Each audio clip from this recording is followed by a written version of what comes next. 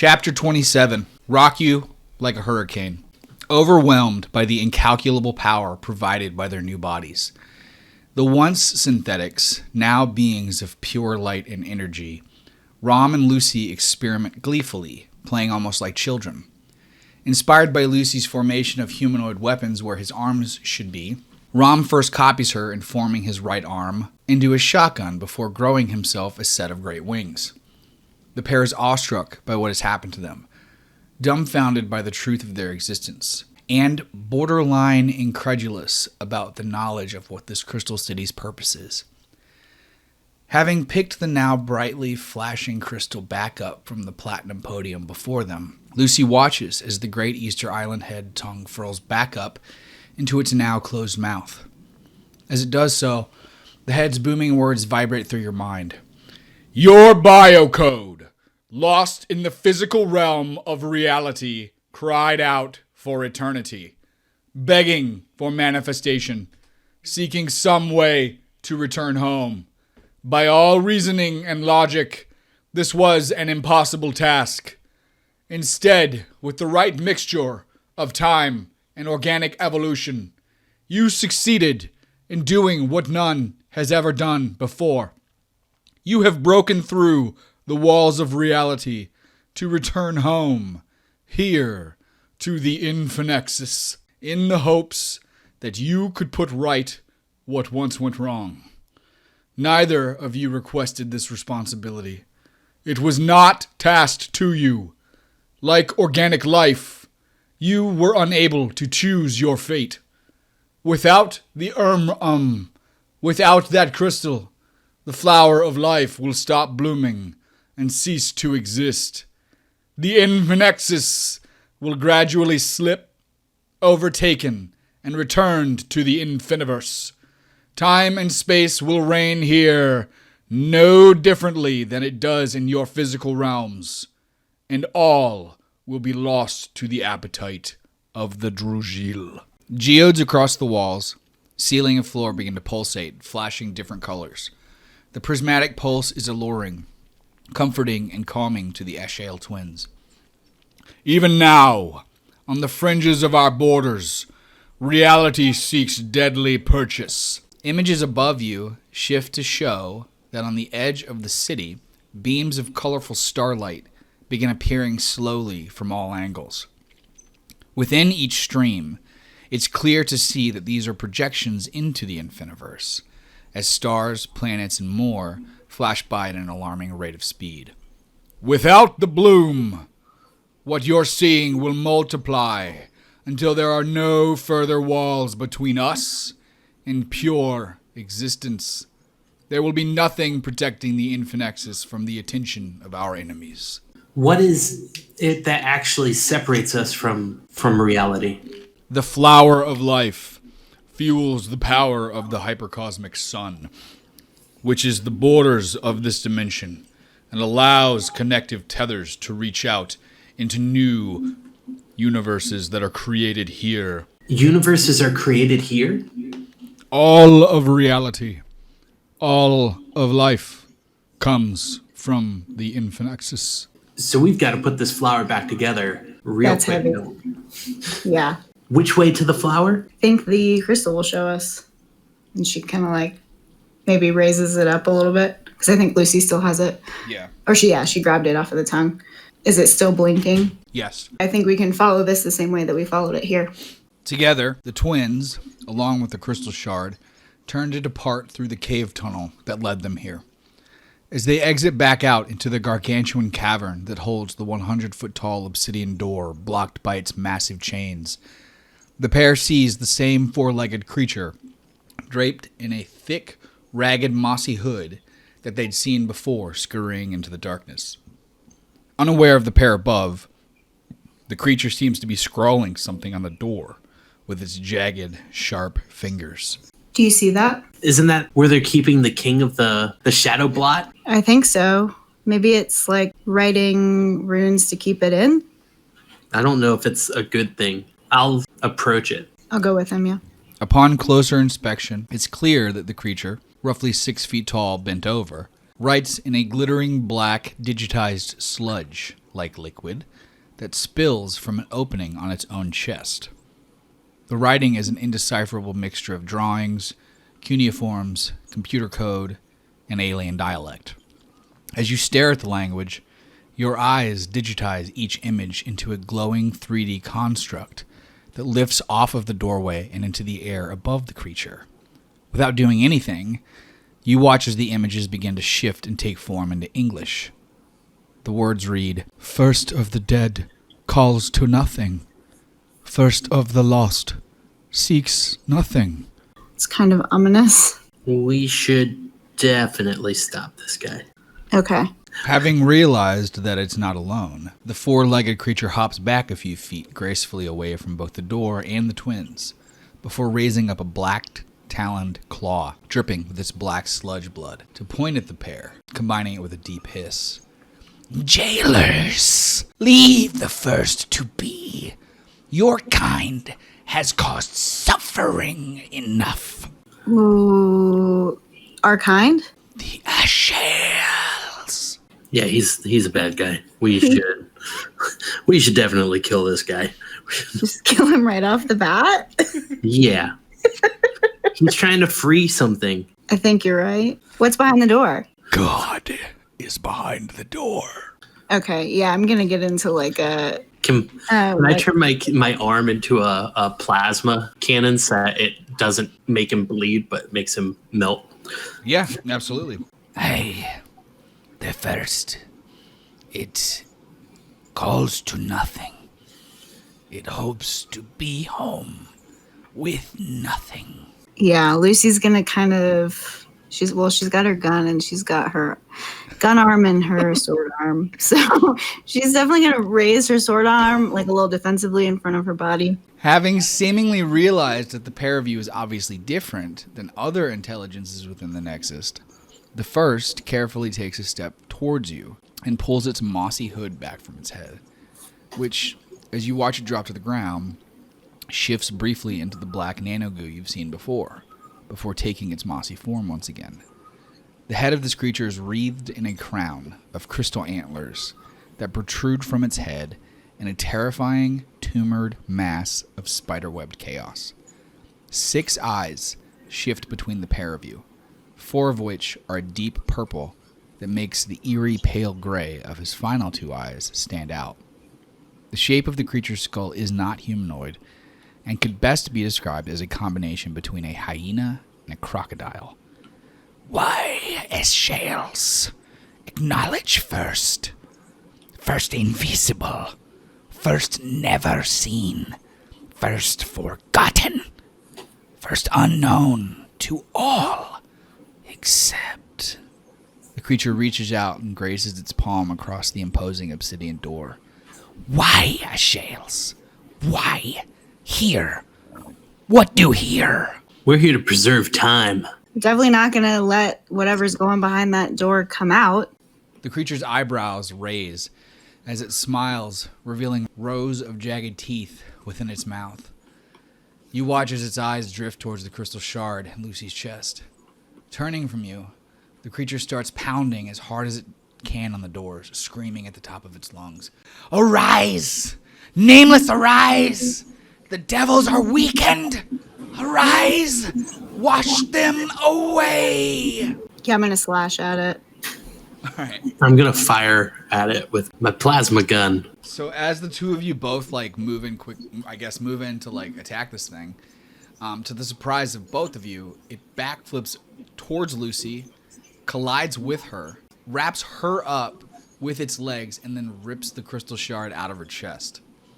Kicking her backwards through the air, the being lands as gently as a leaf back onto the ground in front of the door.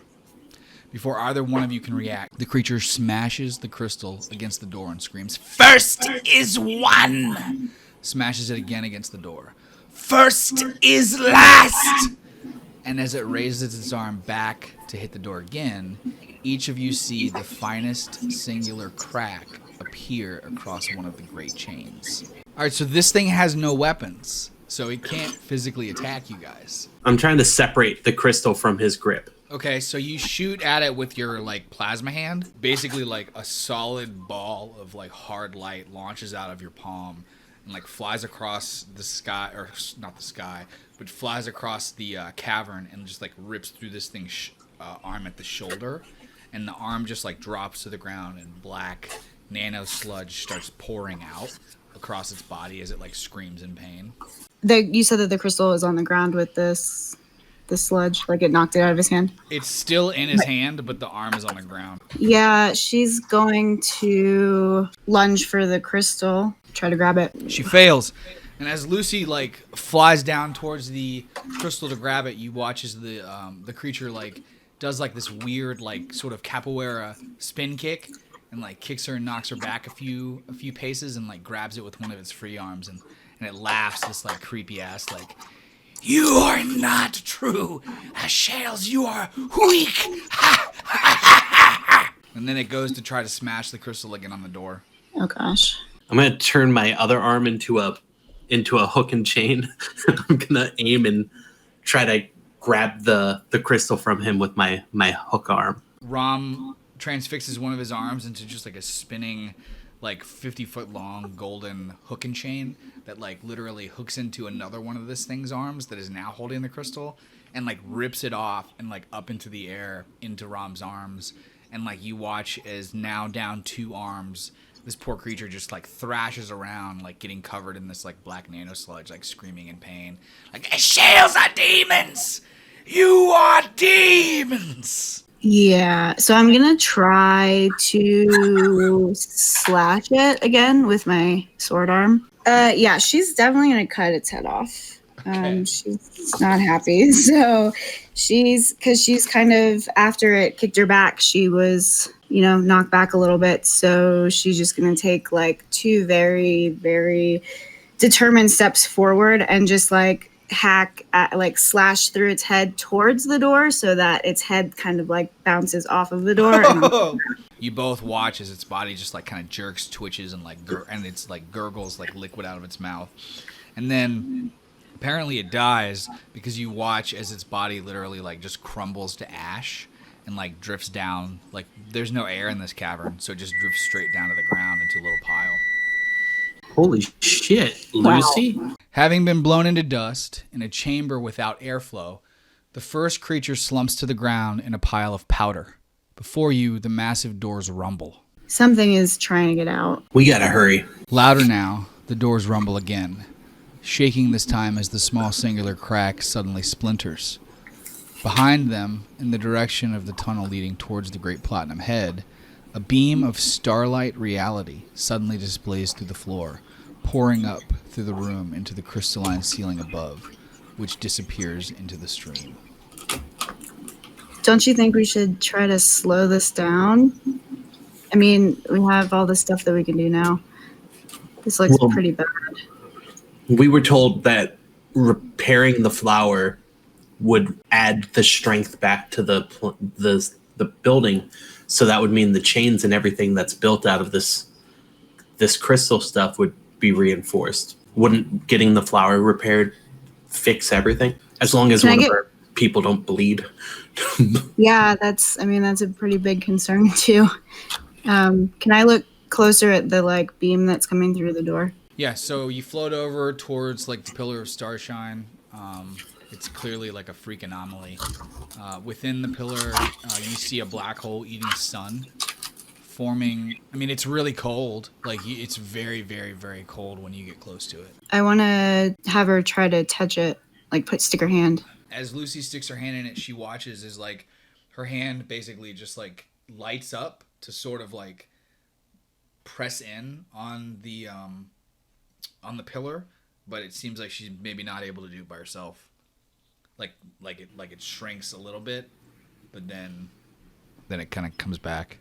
Before we go, I really feel like we should maybe try to close this. I think I need your help though. I race over and just try to help her push the door real quick so that we could get the fuck out of there. I guess push the pillar or whatever is opening. Oh yeah, we'll just push space and time back.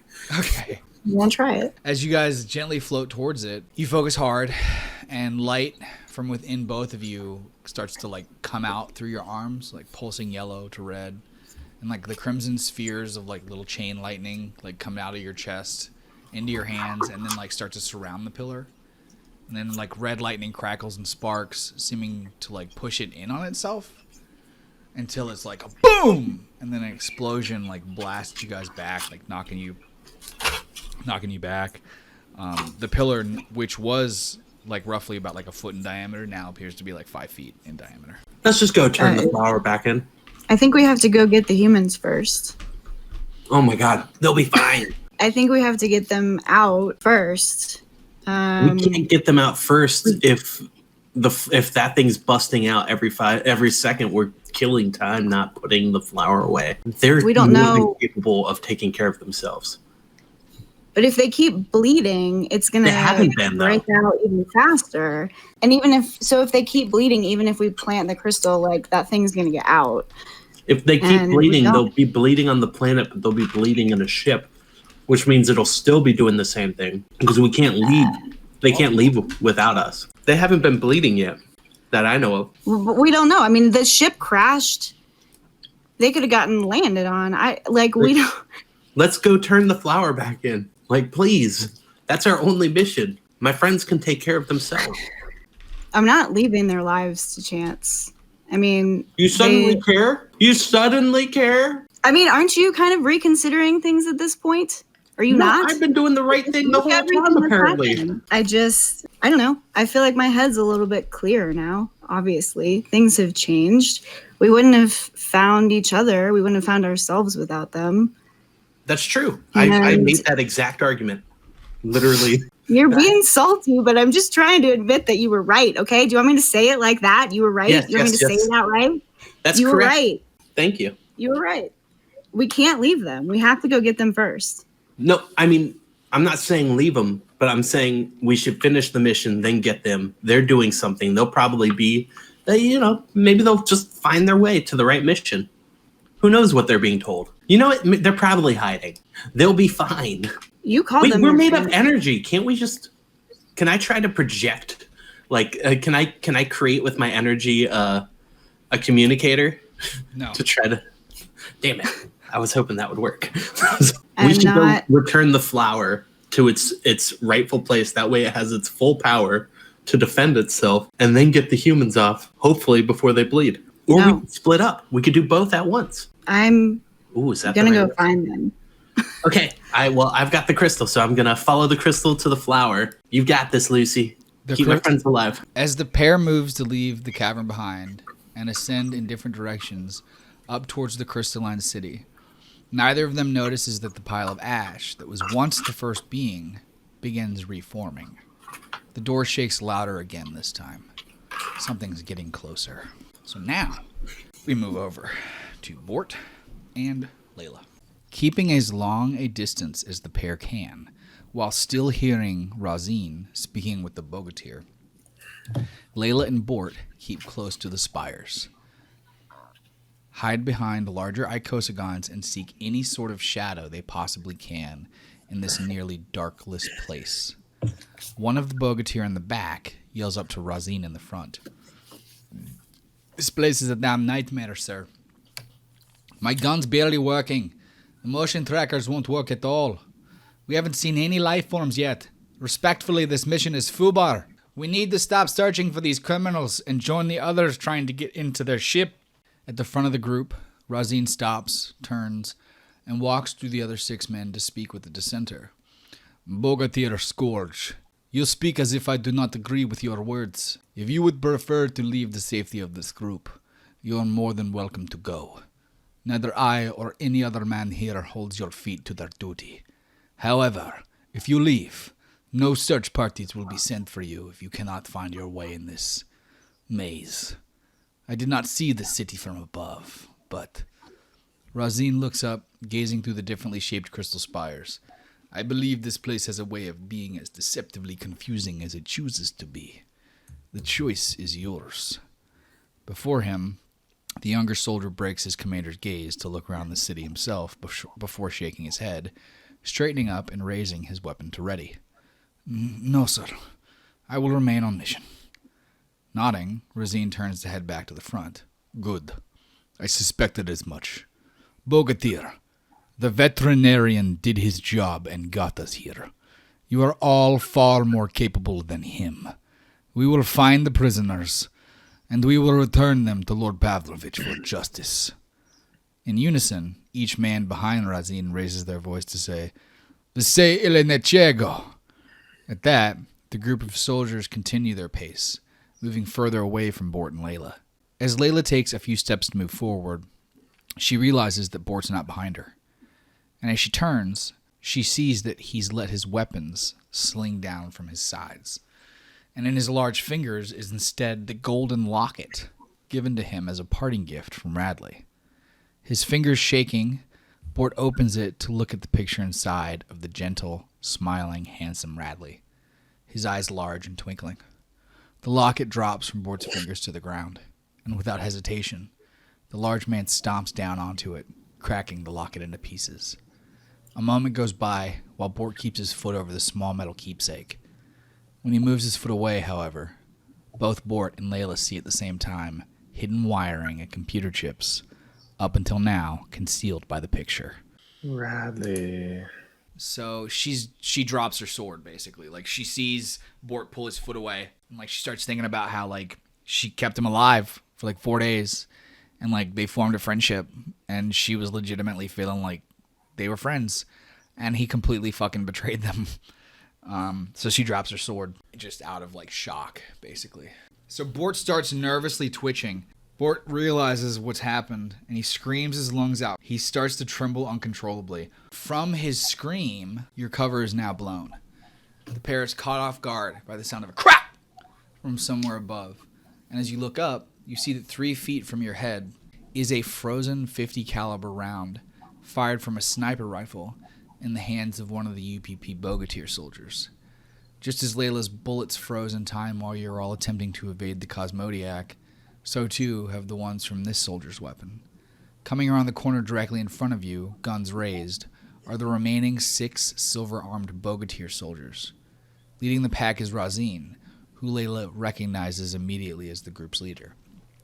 Throwing his right arm to the side, Razin produces a long blade and says, "Layla Briggs. Well, well, well. Dr. Haas will be happy to see you. Surrender now, or die." She picks her sword up and is like, "No surrender."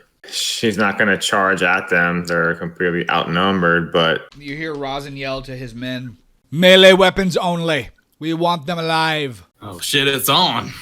So this first one comes running in to attack Layla with a stun baton. Lot. Goes in to try to stun Bort. Block. All right, the third guy missed. The 1, 2, 3, 4, fifth guy is going to go ahead and attack Layla. Lot. Is there any point in doing 4 counterattacks? I'm going to block, disarm, and counterattack with 3 hits on the guy that's attacking me, and then I want to switch initiatives with the other one. All right, so Layla kills one of the soldiers. What happens? He rushes in, she blocks, and then like one clean motion blocks and slits his throat simultaneously. So then the next guy attacks Bort, then the next guy attacks Bort, and then the next guy attacks Bort. So is that 3, 4, 5, 6, 7 damage? Cool, Bort's down. One of these guys just like crushes Bort's foot with a stun baton. He cannot run, only walk. This is going to last for 14 days. That's not bad. 2 weeks for a limp. I'm going to try and heal Bort. And since he has a critical, I'm going to use surgical kit for a +3. Just picture all these dudes like standing around with stun batons just like pounding on you guys. Bort drops, and then like in the middle of the fight, Layla's like, "Hold on, everybody!" Like, yeah. And then just I definitely want to attack, but 6-on-1 sounds kind of shitty. I mean, you could have surrendered. Nah. Still an option. I mean, they clearly want to take us alive, so. Oh no. No. Oh no. Wow. Okay, Well, so Bort has 2 hit points. Oh man. Oh, thank God, Layla. It was a success. She like, what was that? Technically, it was a success. Right. Layla watches this dude just like crush Bort's foot, and she's like, "No, Bort's foot!" and like crouches down, and I guess just like really, really like quickly just wraps his ankle up in front of everybody. Like tying my shoes. Yeah, she basically like crouches down to tie his shoes, but then she realizes like what she's doing in like the middle of this fight and like panics. So now you've got your 3 that you need to roll. I thought time worked differently here. All 3 of those are catatonic. Layla collapses to the floor and can't move, staring blankly into oblivion. Bort watches her crouch down to heal his foot, and she does, and then she just basically fucking passes Immediately the fuck passes out. Yeah. Oh my God, Layla! Can I like catch her? I guess. Like, Yeah. I don't know. Are they gonna take any more actions? What does Bort do? I mean, at that point, are you he's gonna like holding keep her. fighting? Well, no. If he's holding her, he's gonna put his hand up and he's like, whoa, all right. What do you guys want? Defeated at the hands of Razine, Bort struggles to keep Layla up as Razine kneels down nearby to put a finger underneath the unconscious Layla's chin and like tilt her like empty eyes up to gaze into his own. Look at the defiance.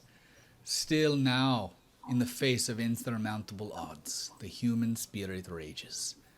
I would respect you, Officer Briggs, had you not abandoned and betrayed your oath to serve. Look where that choice has gotten you.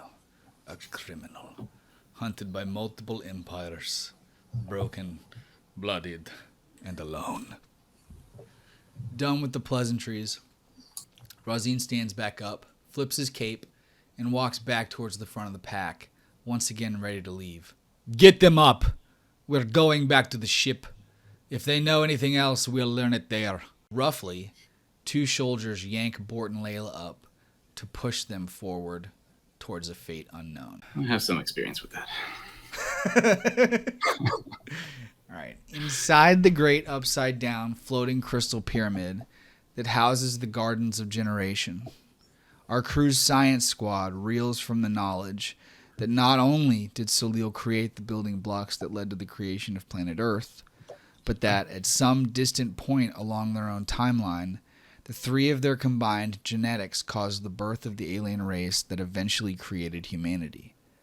They've learned that this pocket dimension is known as the Hypercosmic Sun, and that the crystalline city they stand on is the Infinexus, which is the singular fixed point throughout all of space and time, including multiple realities within the Infiniverse. Having just been helped to his feet after connecting directly to the great Icosagon intelligences controlling the city, the crew resident medic android Panthera has delivered the fateful statement of, "We have to find ROM and Lucy. We have to help them install the time crystal in its rightful place. We have to reignite the flower of life. If we don't, this place, it will fall into darkness, and with it, everything, everyone, everywhere." Around you, it seems as though the Icosagons have lost all interest in your presence. The 3 enormous crystal spheres of knowledge have gone back to projecting universal timelines above your heads, while the smaller beings have gone back to work making their individual land masses, gas giants, natural disasters, and more. Beneath your feet, the ground rumbles, shaking the pillars and tables nearby. None of the crystal spheres pay any notice and continue their precious orderly creation. Clearing his throat, Panthera speaks through a raspy voice. Clear sweat drips down his forehead from the brow line. It all began here. Mathematical equations too vast for a human mind. Beautiful creativity, so powerful. Harmonies founded by the voices of angels. Chemical processes so advanced they could be mistaken for magic. Religion, mythology. The Infinexus is the beginning and end of everything we will ever know. Our universe, our reality, exists within the Infiniverse, which exists itself only in an infancy.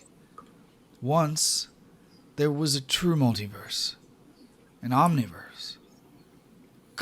Clusters of living universes, themselves webs of planets, coexisting in peace, in love, until the Druzil came. All life must face the harsh truth that predators abound, that there is always something more ferocious, more powerful. Humans believe themselves at the top of that chain. Such folly, such hubris. I do not think we are the top of the food chain. I think we are currently trying to assess the information that has been provided to us. We just found out that we are the building blocks for our entire genetic code, as well as the creators of Earth. So I think you would you would give us a little bit of a moment to fully assess what in the hell is going on. A question was posed by the Omniverse to itself. If we are everything, if we are all that there is, how can we grow? How can we multiply without our own organic bodies? Stars cannot have children. Together, a group of 100 universes, each a powerful singularity in their own right, came together to collectively will a child into existence, something that could change, something that could inherit the knowledge of the Omniverse, something new. Thus, the mistake of the Drugil was solidified. Clearing his throat, watery tears spill down Panthera's cheeks as he continues. What started as one individual being quickly multiplied. As non-sexual beings, the universes didn't understand the process to create life. So they made a being that could duplicate itself, a being instilled with a voracious hunger and the power to consume anything. And it feasted, and it killed, and it ate. Within 2 millennia, only 13 universes remained, while the might of the Drugil had grown exponentially. The idea of the Infinexus was broached by Leah, the universe with the most suns, a pocket dimension outside of the Drugil's influence, a secret place where, with their oversight, the Omniverse would cease to exist, but in its place something far grander. An Infiniverse would be born, built on the dead remnants of their sacrifices. The Infiniverse would be different than the Omniverse, and that it wouldn't house living universes. That time was over. The time of the singularity was gone. Each new universe would provide within it the building blocks for smaller lives to propagate and grow of their own accord, spreading light, belief, and love across the universes in vast swaths of creation and advancement. Humans spread nothing but pain and darkness. It is a shame that you have been given this opportunity. That is not true. We do not just spread pain and darkness. We also spread joy and happiness and love and life. Life is not just a one-dimensional, only good kind of existence. That would be pointless. Every being has the ability to cause good and bad. These are the ideas of the lesser beings. The ideas and ideals of the Omniverse continue forever, safe from the Drugil. Chum is just sweating with his broken arm still.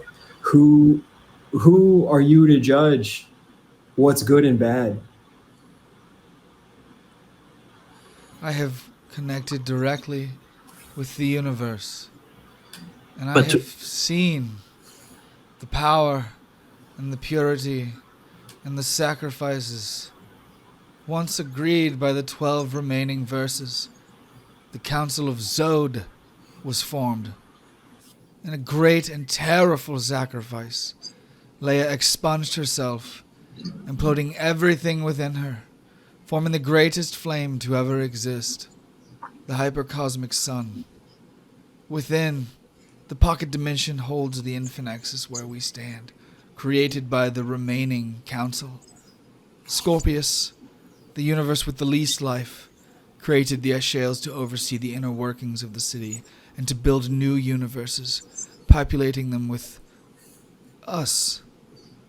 Torayan and Capricar, the two remaining universes with the most planets, were tasked with the creation of the Infinexus itself. Crystal was chosen by Torayan for its energy-storing properties, while Obsidian was chosen by Capricar for its strengths.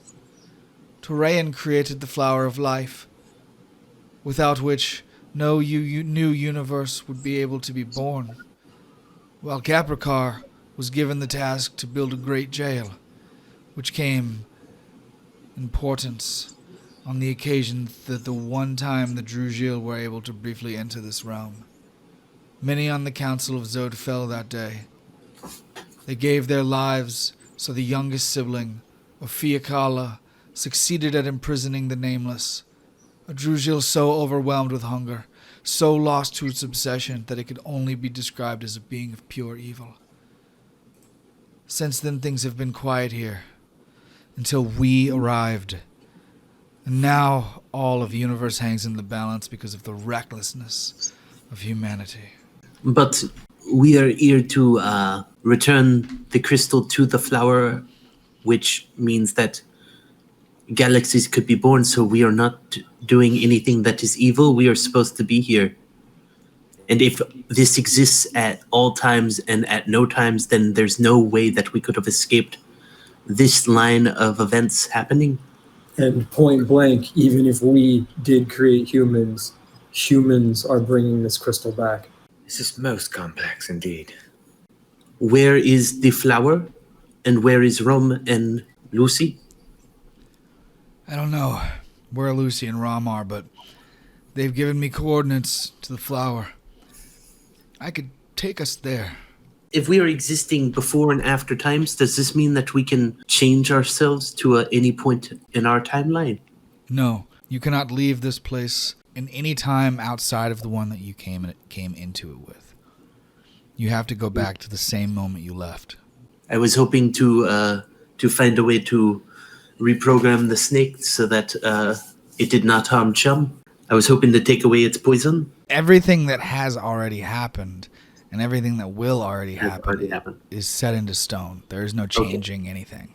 I guess unless Reggie or Chum have anything else to do here, I think we can follow you to the flower and be ready for when Rom and Lucy show up. I do believe that sounds like the best course of action. Can I run a contact on Panthera to see if his code has changed by being in contact with them? Yeah, how do you try to do that? I want to run a diagnostics on him with my Seegson diagnostic system. Okay, go ahead and do that. All right, as you try to run diagnostics on Panthera, nothing at all shows up on your system. Like, there's just no readings at all in regards to, like, any kind of Android information. It's just like a black screen when you pointed at him. Panthera, have you evolved? I don't know. But I don't feel great. We need to get out of here. Something seems different. Is it safe to follow this guy now, or?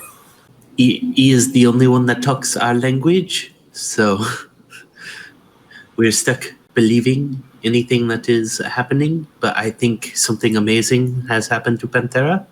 Something amazing could also be something awful. I mean, we've already had a lot of amazing... like, we created Earth. I'm reminded of this old phrase that angels are demons. I just sort of raised my arm to, like, Panthera. It just shrugged, but, like, to have Panthera lead the way. The floor beneath you shakes again, this time more violently. Without warning, multiple streams of space-time burst through the floor, streaking up through the room around you to decimate anything it touches. You watch as a smaller icosagon hit with the beam crumbles to powder, vanishing into the stream.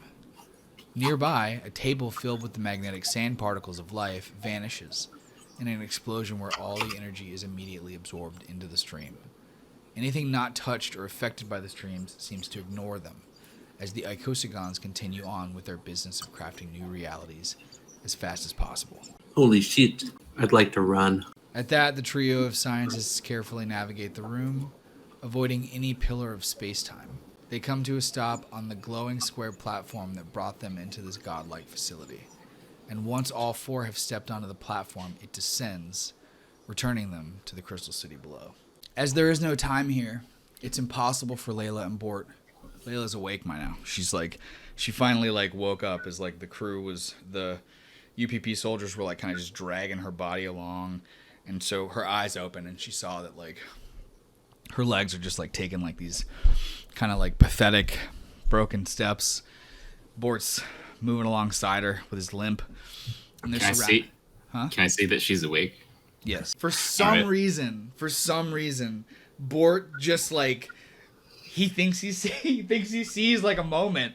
He thinks that I guess the soldiers just aren't paying attention to him. Against him, yeah. So he just thinks that there's a brief moment where he thinks he can flee. So he tries to seek cover and tries to run off, which then But my crushed foot. Yeah, but Can't his get very crushed far. foot, he can't get anywhere. So he's just oh, hobbles away, and they just kind of grab him and pull him back. But for some reason, that actually decreases his stress by 1. And Layla doesn't see it because she's still groggily hanging there in these dudes' arms. Some moments feel like hours, others seconds. What you do know, however, is that neither of you are healing.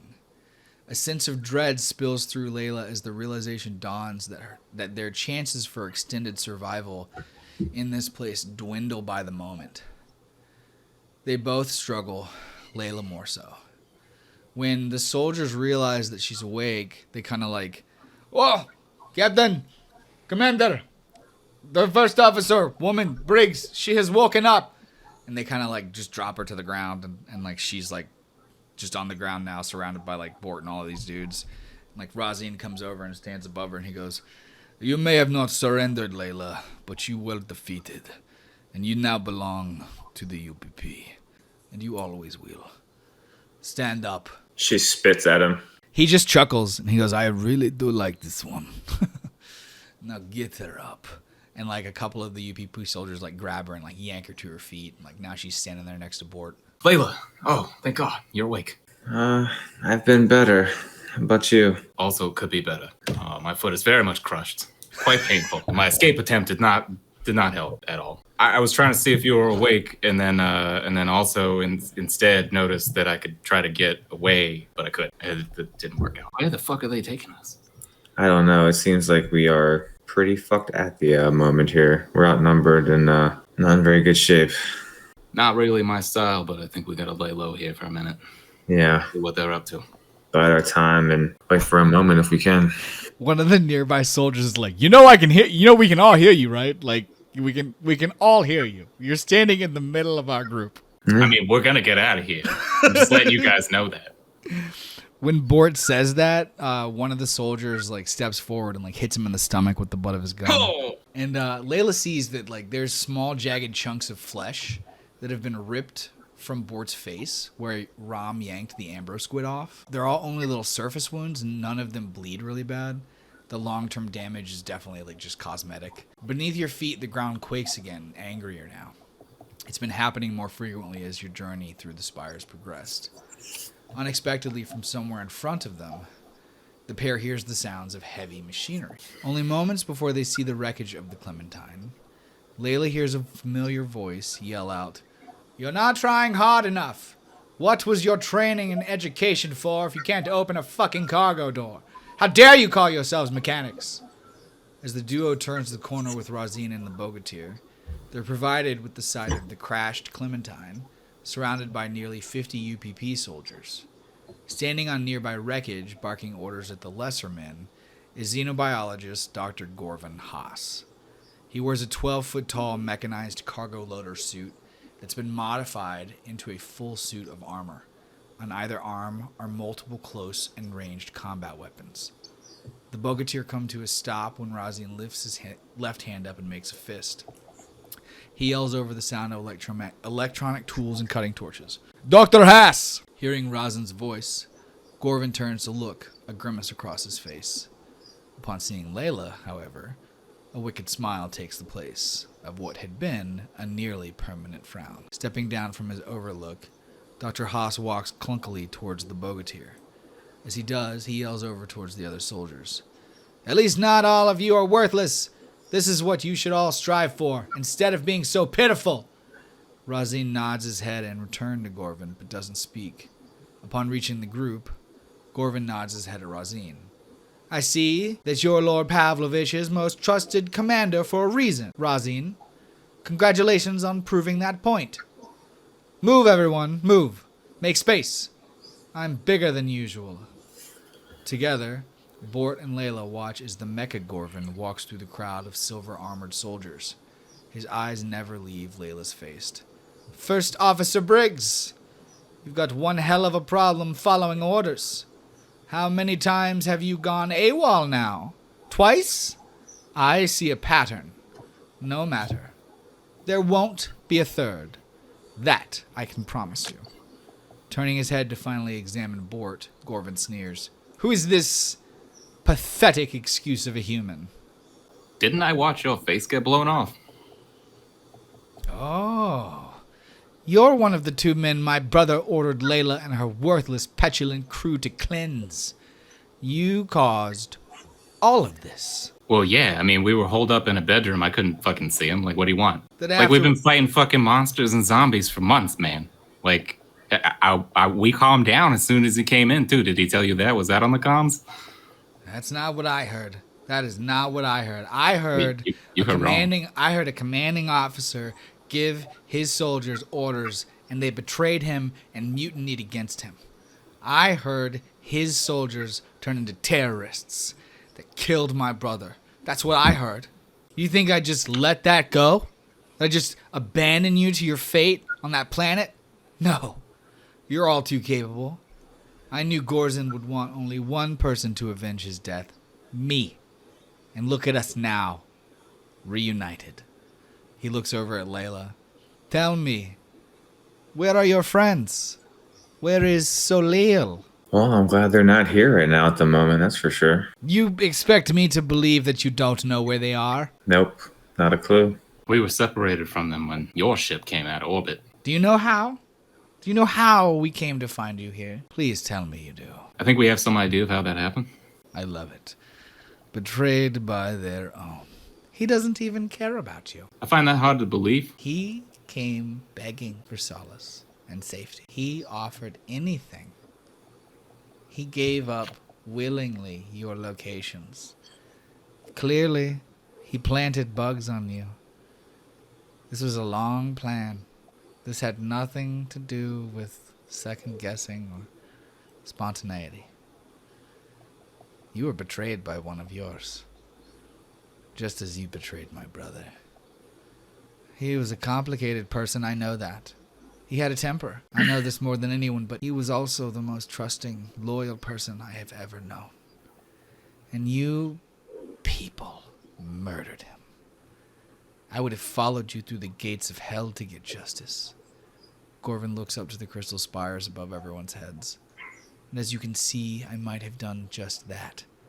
Tell me, what is this place? Your guess is as good as ours, buddy.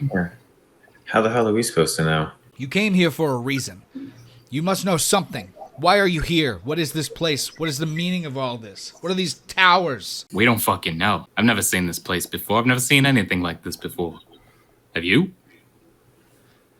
He scoffs, annoyed with Bort, this man that he has no idea who he is. We can't believe anything they say. Not yet. He looks back at Layla. I put you in charge of the safety of my men, my brother, your crew. This was a job you failed at. You are a liar, and liars cannot be trusted. Start with the fat man. Maybe then she'll talk. Without warning, the nearest Bogator swings a metal spiked pole at Bort as hard as he can. The spiked barbed pole hits Bort right in the face and gouges one of his eyes. I don't know anything, you piece of shit. We're just as lost as you are. This is pointless. Again. And make this one stick. Layla watches as the spiked metal pole raises up above Bort's head, twists, and jerks downward, but is caught by the glowing golden hand of Hardlight Bort, which with one grip crushes the pole between his hands. My friends are not going to die here today. You've hurt them enough. Shocked, the The Bogatir soldiers lets go of what's left of the pole and stumbles backwards with a "What the fuck?" Without warning, Razane yells, "Fire!" And every one of his men does, filling the air with frozen bullets, stuck in torn and shredded non-time. A huge wall of gunpowder, fire, and metal now block the path between Bort and Layla and the Bogatir. A mixture of concern, fear, and righteous fury fills in Gorvin's face as he screams, "Do not let them escape!" A large, flat metal piston descends from above his mecha forearm to cover his hand. You watch as the machine starts to pump at a voracious speed. Turning to look at the pair of you, Hardlight Bort says, "No more pain, no more death. Not here, not today. Go, find your friends. Leave this place and never return. Go!" Oh, man. And Bort look back at him and he's like, "Thank you, buddy. Good luck." I guess he hobbles away. Yeah, turns to like blindly hobble away. Right. Like he's like holding his eye. Layla tries to like, Man. she puts his arm over her shoulder and tries to like support him as they like scurry away. Turning to run, Bort and Layla watch as Hardlight Bort starts to expand his body into a large light wall to block their path. Far behind the chaos, many of the soldiers mulling around the Clementine charge forward to help. Hardlight Bort's human formation disappears, but the determined, willful face of Bort remains, defiant, challenging. "Come on!" he yells as multiple swords start hacking, slicing through the light, disintegrating it with each slice. As Gorvin reaches him, Hardlight Bort braces as the mecha piston starts smashing into his body, cracking and splintering spiderwebbing shards. Unable to help, Layla and Bort hobble away in search of safety as Dr. Gorvin Hoff screams, "There's nowhere to run, Layla! We have your ship! Either we leave here together or you don't leave at all! Wherever you go, wherever you hide, I will find you!" Sure thing, buddy. I guess we'll see. The Clementine Science Squad, along with Panthera, navigate the twisting pathways of crystal spires throughout the city. This is the direction I was given in the Gardens of Generation. As long as we continue forward along this path, we will eventually encounter the flower of... Dropping to a knee, Panthera coughs up blood.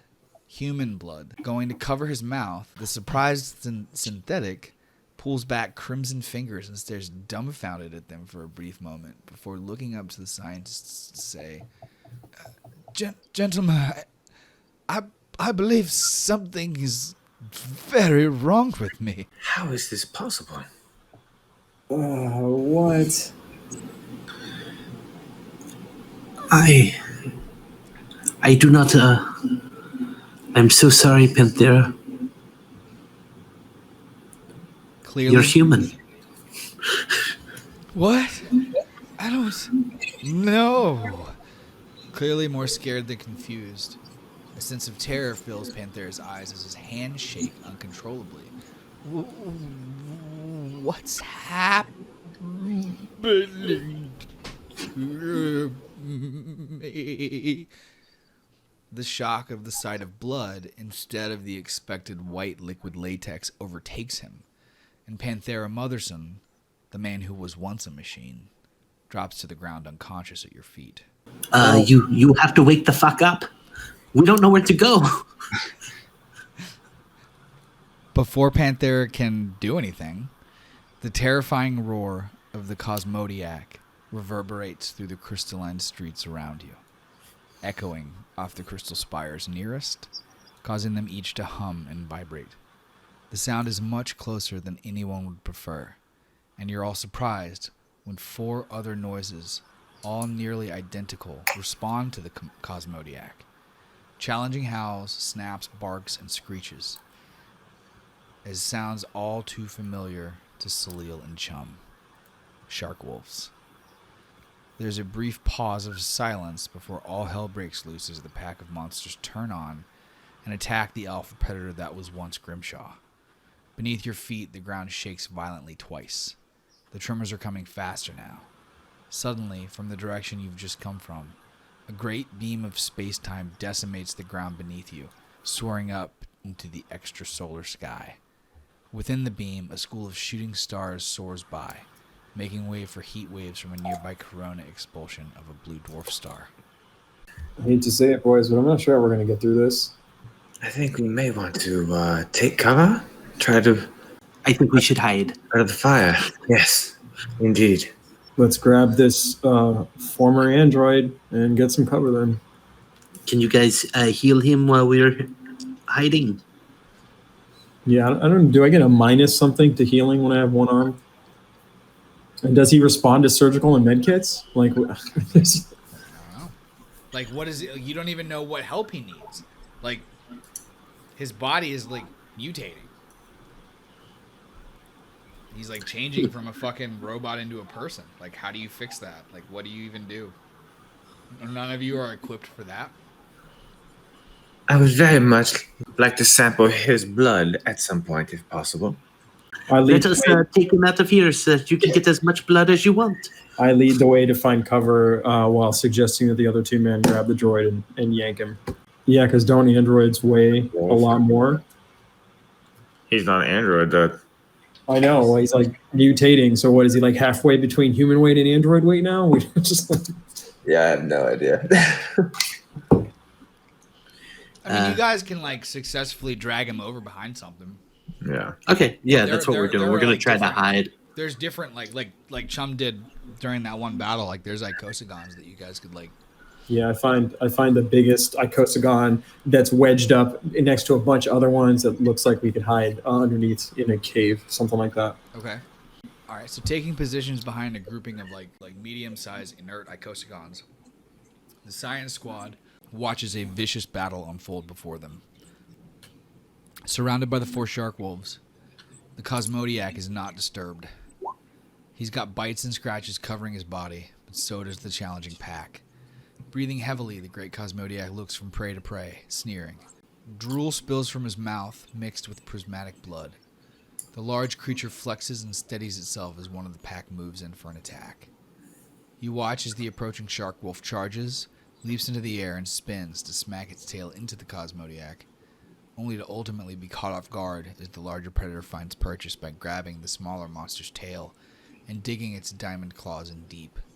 Rainbow blood spurts across the Cosmodiac's hand and the ground beneath your feet rumbles again. Spinning his massive body, the Cosmodiac, still gripping the shark wolf's tail, smashes the creature as hard as he can face first into a crystal pillar, denting in the creature's skull. Hesitant, the other 3 shark wolves growl, snapping their maws in anticipation and hunger. Without letting go of the first shark wolf's tail, the Cosmodiac yanks it back up and throws the now brain-damaged creature into one of its siblings, knocking the second monster off its feet. Recovering quickly, the second shark wolf stands over the first and brutally bites down onto its skull, putting it out of its misery, out of rage or mercy. You're unsure. Following the creature's death, the rainbow blood pours out from the deep holes in the animal's skull, spilling into a wide puddle. The 3 remaining shark wolves howl in unison as the Cosmodiac roars defiantly at them and takes charge. Without missing a beat, the shark wolves accept his challenge. The Cosmodiac leans in close to its victim, showing diamond-edged fangs, and roars. So this shark wolf leaps in to try to bite the Cosmodiac. He does 4 damage, but the moment after he bites into the Cosmodiac and, like, rips the piece off, you guys watch as, like, that chunk of skin, like, heals.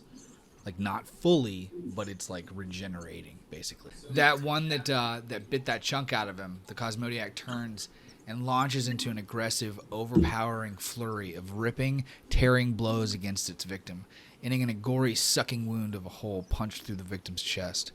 Rearing back, the Cosmodiac pulls its taloned, bloody claws back and eats the shark wolf's heart. It falls dead to the ground. So the second shark wolf runs up to try to slash at him with its claws, doing 4 damage. And then the same thing, like, you guys watch as, like, it slashes the Cosmodiac and, like, just regenerates back over. Like, not fully, but, like, he basically did 4 damage and he takes 3 hit points back. Having grabbed a hold of one of its victim's limbs, the Cosmodiac grabs its victim by the head, spins, and slams it down into the ground as hard as it can. The slam is followed up immediately by a second slam. So, like, the thing, like, slashes him, and then the Cosmodiac grabs it and smashes its head into the ground, lifts it up, and smashes it again.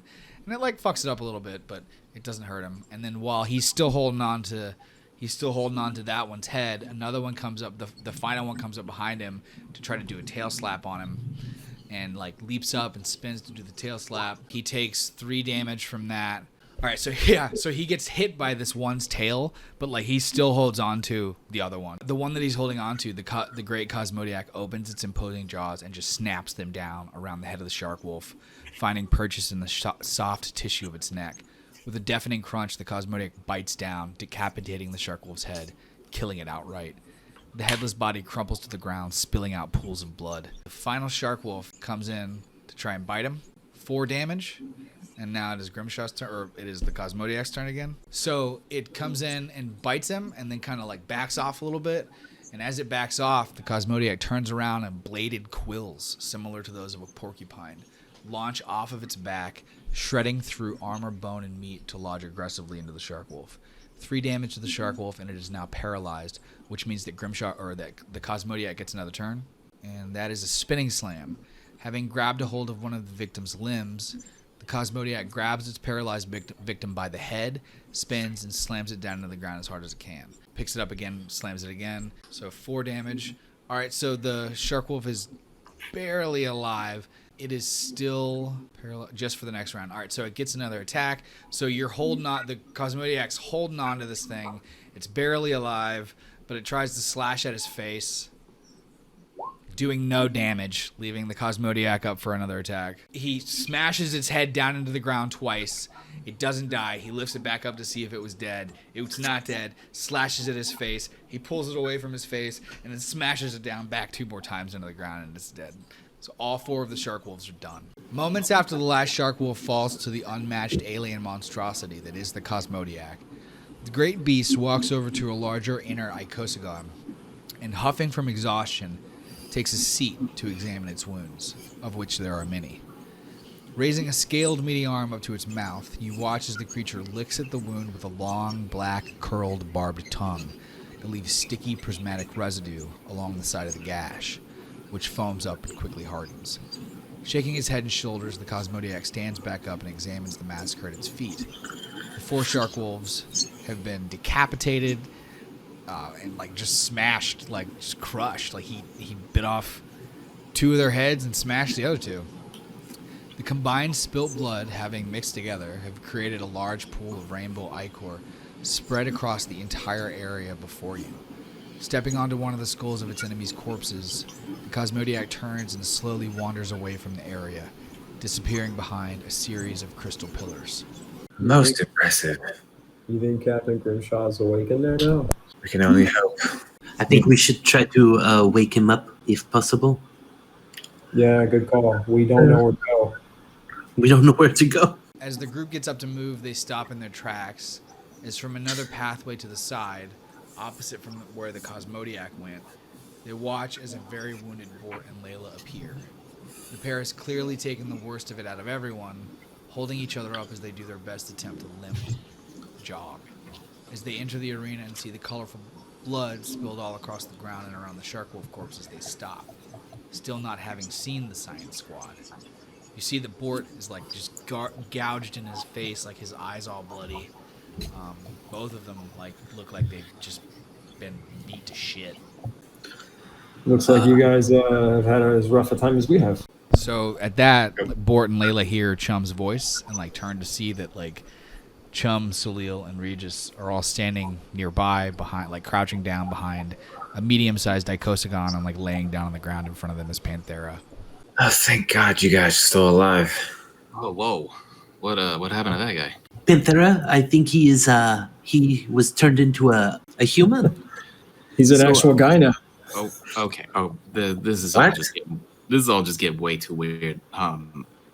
What are you guys hiding from? We hiding out here? You didn't hear the roars? Grimshaw? I mean, we heard a lot of noise. We just kind of came in this direction. The We Reaper, he just went around the corner after killing a bunch of shark wolves, so we were just hiding. That's what The this Reaper. sludge is. This mush. He's That was him. no, that was Shark Wolf. Are we walking in it? You're walking in Shark Wolf. Oh no. Can he like looks at his good foot, not the broken foot. He kind of like rolls it to the side to like look at the look at the bottom. Oh god.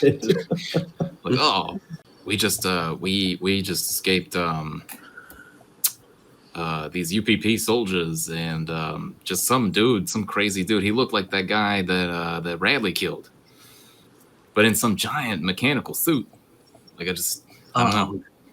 Oh, he's in a mechanical suit? Apparently. Yeah. That's excellent. That's excellent. That's what these men traveled here. They followed us. They followed us. I hate to believe it, but sounds like Radley might have had something to do with diming us out here. What do you mean? Radley had something to do with diming us out? Well, you know all those gifts that he gave us. Turns out they have tracking devices in them. Can I check my goggles that he gave me? My flask? Are you kidding me? Yeah, I guess. I don't know how you get the tracking device into a flask, but For the flask, it's in the cap. Is it in my glasses like frame? Very much so. Wasn't this guy your friend? I mean, that's what I'm having a hard time with, you know. I literally called it. Unless maybe he did not give us the gifts. And someone I mean, else that note gave was us- from him, but I mean, could be. I don't know. Seen some crazy videos online, you know. Layla takes a gigantic gulp out of her flask and throws the cap away. It is unfortunate, but I don't think I could blame him. I would have done the same thing, honestly. That Wait, is you one would have thing. sold us out and tracked Ratting us? us out is something. I mean, I put bombs in outfits, so it's not that dissimilar. Not our outfits, though. Yeah, I mean, I put it in the bed, guys, but in his case, he needed an in with the UPP. Right, but So Bort. I'm sorry, Bort. That's way worse in your case. Well, I mean, look, I'm not. I don't know what to believe yet. I mean, I've known Radley for a long time, and just doesn't seem like something he'd do. Not to spite us, you know, not to hurt us. I don't quite get it. I don't know that we got time to figure it out though. we have other days. Live and fight again. We'll find the truth eventually. What's the scene that they can see from the icosagon? So you're basically standing behind like a sort of stand crouching behind a cluster of medium-sized. So think of it as like a sort of like a three-way cross section where Bort and Layla came down the horizontal path, and then the vertical path to the south is like a big stream of space-time. And then in the middle where you guys are, there's just like fucking just blood. Just like tons and tons of like rainbow-colored shark wolf blood. There's 4 shark wolves that have just been destroyed, 2 of which are like not just decapitated, but like missing their heads. And the other 2 are just like smashed into the ground. And then moving further along down that path, there's like a large opening of like crystal pillars that like lead further into the city. Like on the other side, there's like more buildings. Well, I mean, look, I don't know what to do here. Like we got to get out of here. This shit is getting out of hand. We have to apparently help ROM and Lucy deliver Yeah, where did they the go? crystal. I have no Apparently, Pantera is the only one who knows, and he is in the process of becoming human now. So he said he had coordinates before he started spitting up blood. So I'm not sure if the human brain is going to remember coordinates as well as an android brain will. What do we do about your Reaper friend here? You guys ever gotten him under control? Lost cause. That is not a science bro issue. That's a fighty bro issue. So Science bros, I'm here for it. Oh my god. All right. Science bros, Well, assemble. I don't think we're in any kind of shape to fight him. My eye is missing. My eye is gouged out, and I got a crushed foot here. I mean, I don't know. Like we should go. Like, where have you guys been? we've been creating Earth. So Oh my God. that is something thank you. You're welcome. No. Like geographical places. Where did you guys go in the pillars, or You see you that created behind us? humanity? What the fuck are you talking about? Yeah, we created human and world. So you're welcome. What? But just all right. I can't right We- now. why Just, can don't you do you, it? talk Look, to we gotta go. This is very difficult to explain. It's very difficult to understand. So what are we doing? we How do we get out of this place? We gotta. Will we get to the ship, or we try to find ROM and Lucy? I'm pretty sure this. Does he know that the ship is destroyed? We saw the wreckage of it, right? Yeah, they're trying to get into the ship. The other two androids seem to be holed up in there just fine for now, but they had a lot of guys working on that. So are you saying that we should distract them so that we can get up on the ship and? I'm saying that that's the only way off of this, wherever we are, that I know of. And if we can get to it, that's the best guess I got, guys. I don't know what we do about the soldiers. I don't know what we do about your Reaper friend, but that's the only working ship I've seen. Let's say we lure Captain Grimshaw in his extreme state to the ship. Oh, that sounds fun. not a terrible idea. Get him to work on them. Or do you think you're fast enough to outrun Grimshaw? No, not at all. I showed you my crushed foot, right? You saw this? Can I kind of show it to him? Like, it's really gnarly looking. I mean, it is like it's fucking smashed. Like, Well, like you saw this. It's It's like- just dangling there, like my toes are kind of like dangling a little bit. Yeah, like the- one of oh them- God. the toes are dangling. Just and toes. It's like double puffed up, black and purple, Yeah. looking broken and gnarly, and he's been like moving on it. You see this swelling? You see this? I can't do it. Layla's still performant, right? She doesn't have any debilitating injuries.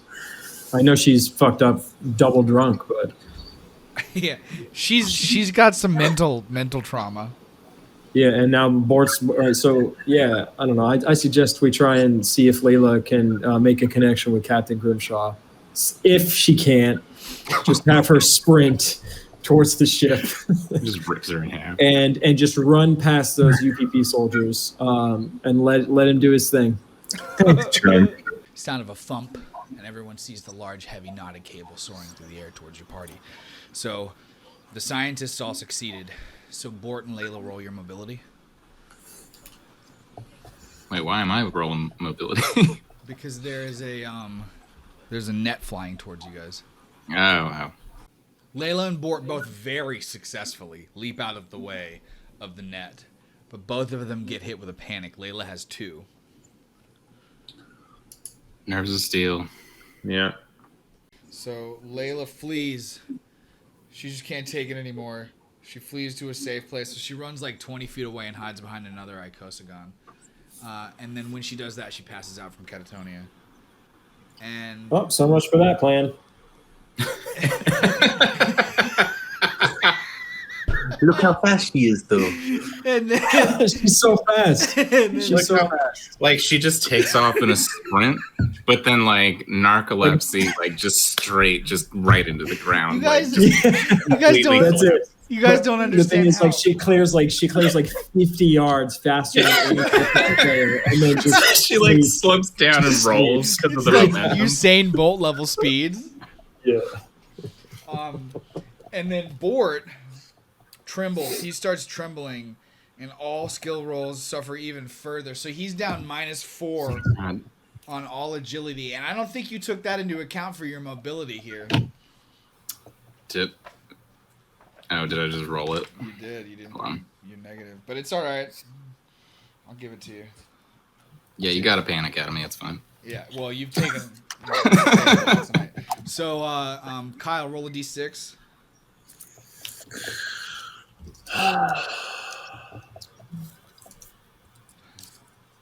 All right, Layla's now a drug addict on top of being an Oh alcoholic. my god. Fucking retarded. She must use some form of recreational drug every shift, which is every 8 hours, or Jesus. her stress level increases by 1. Every hour? You cannot relieve stress without consuming your drug of choice. So, like, no, every 8 hours. Can she just switch what drug she wants to take every 8 hours? Yeah, absolutely. She could do nap relieves one day. Yeah. It's a nap day. Yeah. From the same direction that Bort and Layla came from, the group watches as over 40 men fill into the area around you. A mixture of UPP soldier and Bogatir guard. All of them have their close combat weapons raised and ready. I told you there was nowhere you could run from me, First Officer Briggs. She, of course, does not hear this. Approaching from behind the mass of enemies, the group observes Dr. Gorzen Haas, wearing a highly modified and advanced cargo loader, altered to be a suit of armor, and fixed with multiple weapons. His left arm is a large, flat piston, while his right is a large metal axe. And look at this! You have led me where I hoped you would. The scarred doctor examines the group of Bort, Salil, Chum, Regis, and the unconscious Panthera underneath the metal net, before smiling and continue his walk forward. I don't see First Officer Briggs. Where is she? And then he sees maybe 20 yards away where she's just half hanging out from behind one of these icosagons laying down on the ground. And he goes, "Oh, I see that she's having a rough day. I also see that there are more new faces. It's not just the fat one." Gorvin chuckles to himself. No matter.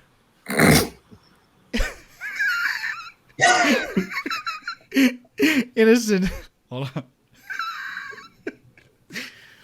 No matter. Innocent in this matter they may be, you've doomed them each to share in your punishment. I don't see Subject 1. Is he dead, I wonder? Did this place take him from you? Stopping the mecha suit roughly 5 feet from the group, Gorvin locks eyes with Dr. Lamont. Hello, Solil. Hello, buddy. How are you doing? I'm wonderful. I have That's eagerly... good to see. What? That is good to see. You look much taller than I remember. Ah, the jokes. Yes, I remember that sarcastic This is wit. not a joke. You are taller. I have eagerly awaited our reunion. Dr. How long has it been?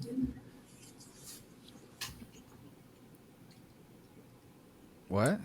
How long has it been since we last saw each other? For us, merely months. But for the rest of the universe, almost a year. 9 months, I would say. Cryosleep takes up a lot of time. Do you feel that? This beautiful place. It is a wonderful place, I would say, to die. More beautiful than any I've ever seen. You don't deserve a death in such a beautiful place. Well, thank you. That is very kind. Thank you Hey, for not bud. killing me. If you think this is such a great place to die, why don't you just take care of that for us and kill yourself? Oh, yes. The funny face man, Chum. I think your bro's face looks a lot worse than mine. It is very funny.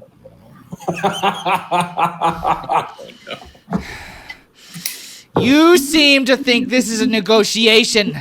That I'm here to talk to you. The truth couldn't Well, you're the one not shutting up.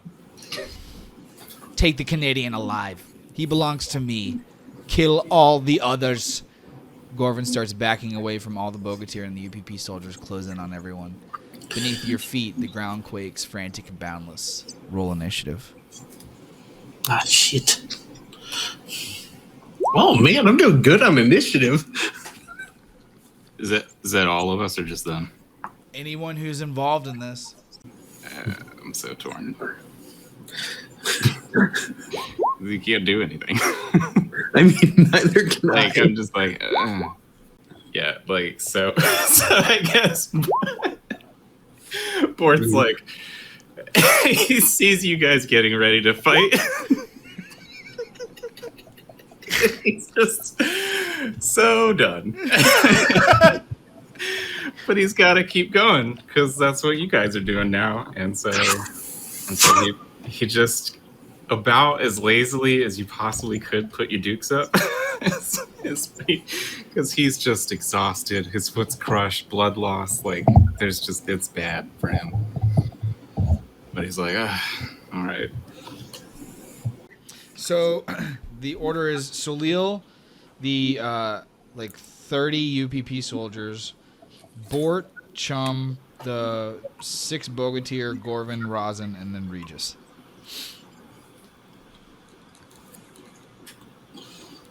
Would Salil know if he could hack into Gorvin Haas's suit? He would have to literally physically hack into it with his technology. Okay.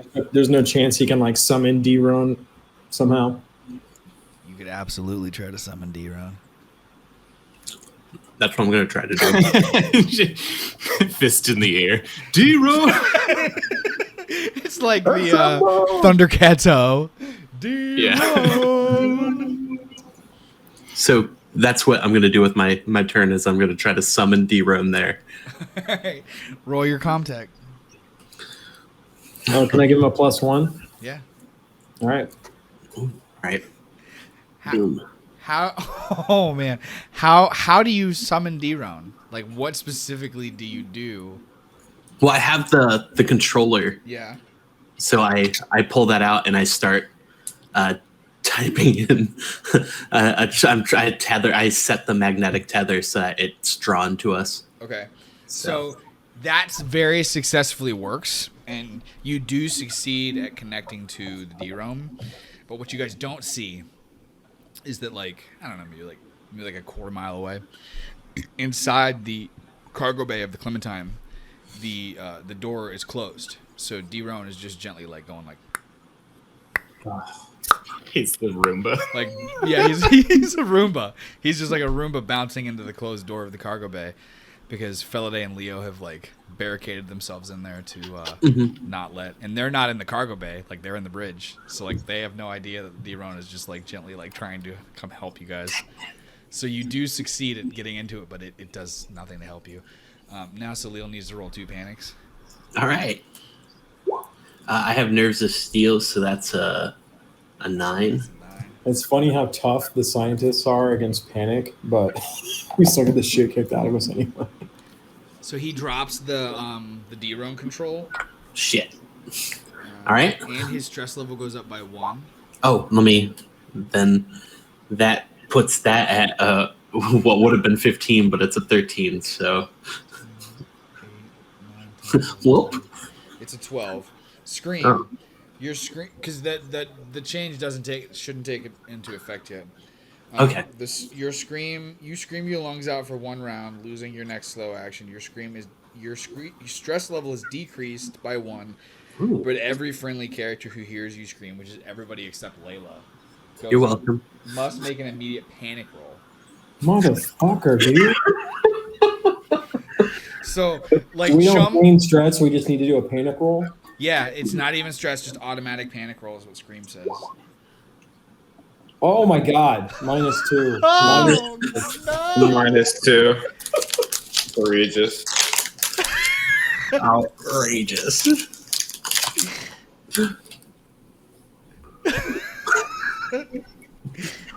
Bored. Yeah, Bort. -2. Hang on, did I press the right button? Yes. I pressed the panic button. Okay. Yeah, that's right. Yeah. So Chum drops to the ground catatonic. That's what 12 is? Oh, that's your 12? Sorry. Yeah. Scream. So Okay. he screams his lungs out. His stress level is decreased by 1, but every friendly character who hears it make an immediate panic roll. Oh god. So I've got a 12 again? You did? Yes. Salil screams again. It's just So, Chum and Salil are just standing screaming. We're doing best friends screams at each other. Like he goes, and then I go, it's like a 90s comedy where we both scream and then scream at each other. yeah, it's like brothers or stepbrothers. Oh my god. All right. So to alleviate the chances of that happening a third time, I'm going to go ahead and move on to Regis. So what is Regis's? His was 11. That is going to be a seek cover. You must use your next action to move away from danger and find a safe spot if possible. Your stress level is decreased by 1, but the stress level of all friendly PCs increases. After 1 round, you can act normally. So, while Regis looks over and sees Salil and Chum just screaming at the top of their lungs at each other. He freaks the fuck out, doesn't know what's going on because he's been basically walking around with these dudes together for the last like however long knows, and now they're just like losing their mind. So he runs over to hide behind the icosagon where Layla's at. And now, Bort, what was your panic total? What is my stress? My stress is a 4 plus 5 minus 2, 7. All right, nervous twitch. Your stress level and the stress level of Salil and Chum both go up 1. Oh my god. God damn it. Yeah, so I just hit 10. What does that mean? That means you're at max stress and you can't get any more stressed. Oh, good. That's good. Do you enter like a zen like? Yeah, he's, I just stop screaming and I start hearing, like when bombs go off and the soldiers all lose their hearing. I'm just like, ringing. yeah, everyone's talking and it's like. So now it's the UPP soldiers' turn.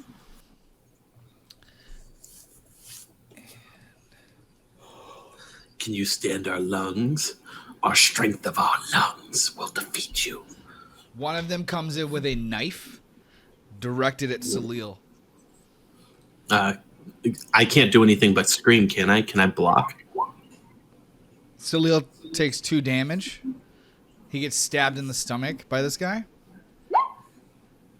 Take 1 damage. All right, so he takes 1 damage. A second guy comes in with a knife to try to stab Salil. Can I block it? Yeah. But yeah, you can. You can see cover too, man. So that's going to be successful block, but you do take 1 damage. You blocked 2 of the 3 damage. And now you must make that panic roll. A panic roll. My armor blocked the other damage. Okay, sweet. So you didn't take any damage on that one. Oh, Jesus. All right, so Salil drops to the So, ground catatonic that's after being 18. stabbed. Minus 2, so 16. Yep. So then another one runs up to Chum. Like they're just gonna prison shank you guys, and like he pulls out a knife to try to stab Chum. Cover. Okay, well he follows you. He just like he just chases after you, and then another guy also chases after him, and then this third guy goes up to try to stab Regis. Regis fled, so he ran after him. Oh, that's right. Yeah. So then who's standing there? Salil. Okay, so yeah, he. Oh no. I'm not sure you can qualify Bort as standing. Yeah, so this guy just runs up to try to stab Bort. Wait, did you roll it? Yeah. He takes 2 damage. Another guy runs up to stab Bort. He takes 1 damage. It is now... All right, he's down, but he uses second wind, gets up with 1 damage. Okay, sweet. It's Bort's turn now. I'm gonna use my gun. Can I grab that guy? As he's close enough if he stabbed me, right? Oh yeah, he's literally like right in front of you. He's just stabbing you. Word. So I'm gonna grab his hand and use my the stun ability on the gauntlets. Okay, that's awesome. We haven't seen that yet. We haven't. Well, he just stabbed me.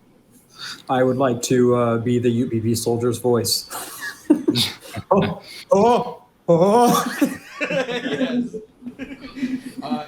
It would now be Regis's turn, but he's hiding, which means that it is now Salil's turn. He wakes up. He wakes up from his catatonia.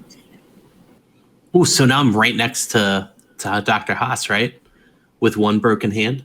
You're in his grasp. There's like your arms are pinned to your sides with a broken hand. Can I try to touching his chassis? Yeah, that's what I'm trying to get at. Can I can I try to wriggle my good hand free to? So yes, you do succeed at wriggling one of your arms free. I want to try to break into his system. All right, you successfully break into his system and freeze up his arm, which basically allows the loader grip to release, pull to the side and drop Salil successfully to the ground. When that happens, he must make another two panic rolls. Okay. For my other two contacts, I want to be able to do that again without rolling. Okay. And I want to +1 on the contact later. Perfect. And now I'm going to run away or panic, which that's 14 minus 2. That's 12. So do I pass back out? Yeah, that's a scream. Oh, that's a scream. All right. So, it lowers the stress. Yep. Salil also goes berserk. He's like, you guys are just, you've had enough. The squad is done. Like, Yes. the squad has had enough. Motherfuckers are going berserk. When Salil the coward goes berserk alongside Bort, you guys know that shit is bad. Well, he goes berserk, and the person closest to him is Dr. Haas on a disabled machine. It very much is. He must immediately attack. Well, no, only his arm. He's not disabled. His arm just let you go. You hacked into the arm and it like dropped you. You must immediately attack the nearest person or creature, friendly or not. You won't stop until you or the target is broken. Every friendly character who witnesses your rampage must make an immediate panic roll. So it is now the UPP soldiers' turn, and 3 of them charge Salil with knives to with stun batons, because he's the only one that they're not allowed to fucking kill. I want to block. No, you can't. I can't. You only have eyes for Gorvin. Okay. Well, then I will just try to negate it all with armor. Yep. I'm still okay on health unless they do good. So yeah, Salil takes 2 damage and like drops to the ground paralyzed for one round, but he's still filled with a righteous fueling bloodlust. Does that disable the being able to be paralyzed? No, definitely. Damn it. It is now Bort's turn, and he is still berserk. Kill them all. Alright. So am I just making combat rolls? Yeah, I mean you're surrounded by like UPP soldiers. I can't use any of my talents while I'm in this state. No. Well, I guess you can. I mean, as long as they're combat talents, because the only thing you can do is attack. Well, I have hard hitter, so it's +2 modification to close combat if you sacrifice your fast action. Oh yeah, for sure. So. Wait, what happened to the blood rampage? He's still doing it. He's still blood rampaging. Yeah. Oh, he actually has to roll for combat on that? Yeah. Okay. Yeah, I mean, then I'll automatically take damage. All right. So 3 damage. So he kills the closest UPP soldier. Describe how he does it. Let me think about it for a second. Yeah, if he's berserker raging, then I'm gonna say he, like,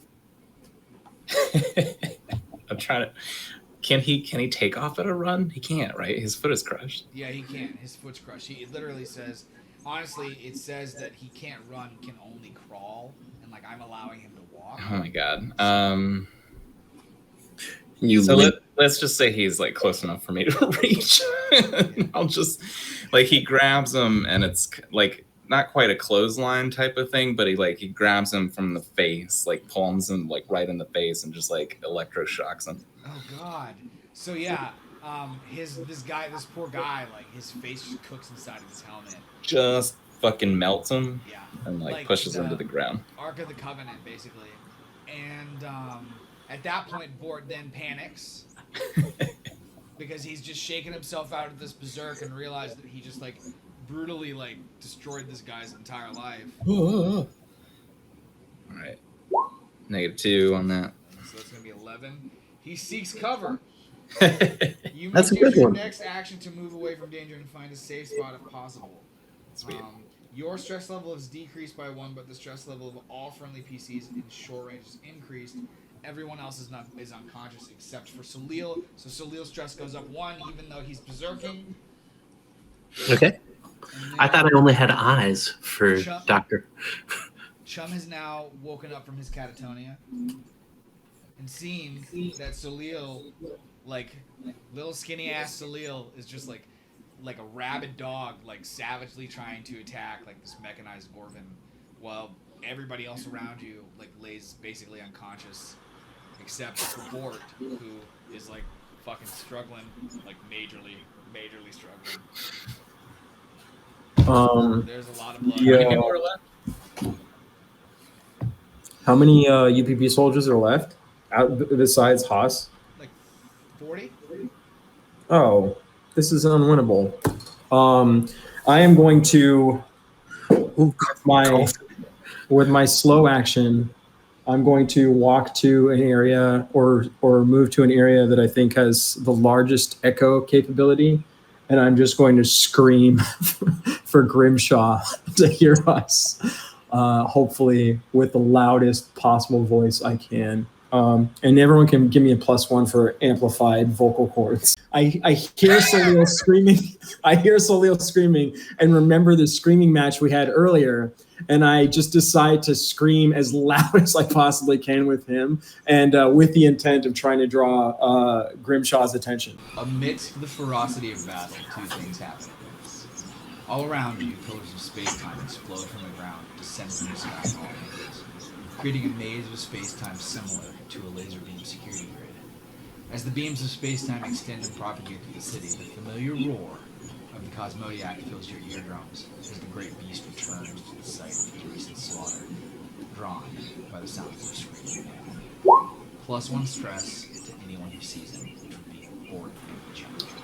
Upon witnessing the sight of the Cosmodiac in all its glory and wondrous horrific splendor, every UPP soldier in Bogatyr Guard is caught off their axis. They stumble in confusion and fall back a few paces. Even their commander, Razin. Vasily's most trusted lieutenant's eyes grow wide as his skin turns pale. My bug! The Cosmodiac stands still, huffing and growling. Nearby, Layla stirs, awake.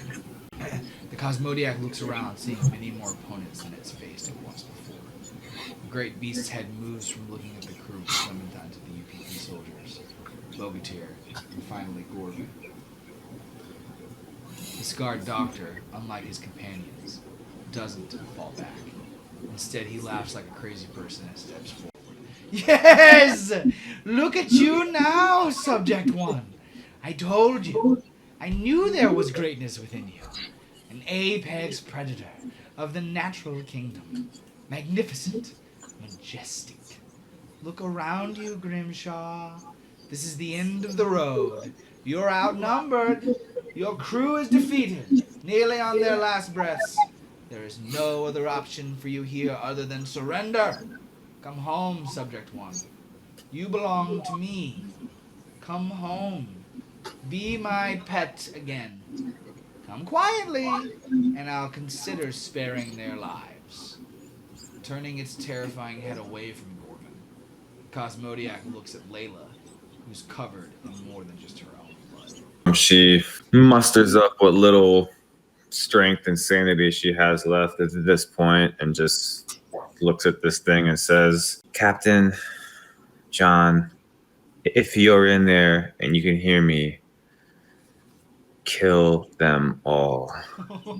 Not even waiting to finish Layla's statement, everyone watches as the Cosmodiac, the Reaper Captain Grimshaw, unleashes a lightning-fast burst of speed to clear the gap between himself and Mecha Gorvin. Simultaneously terrified and exhilarated, the mad scientist yells accordingly and charges the great beast. When he does so, it bolsters the morale of Razin, the Bogatyr, and the remaining UPP soldiers, who all return to fighting form in an attempt to kill the squad and subdue the berserking Celil. The Cosmodiac gets one free attack on Gorvin. So roll your d6.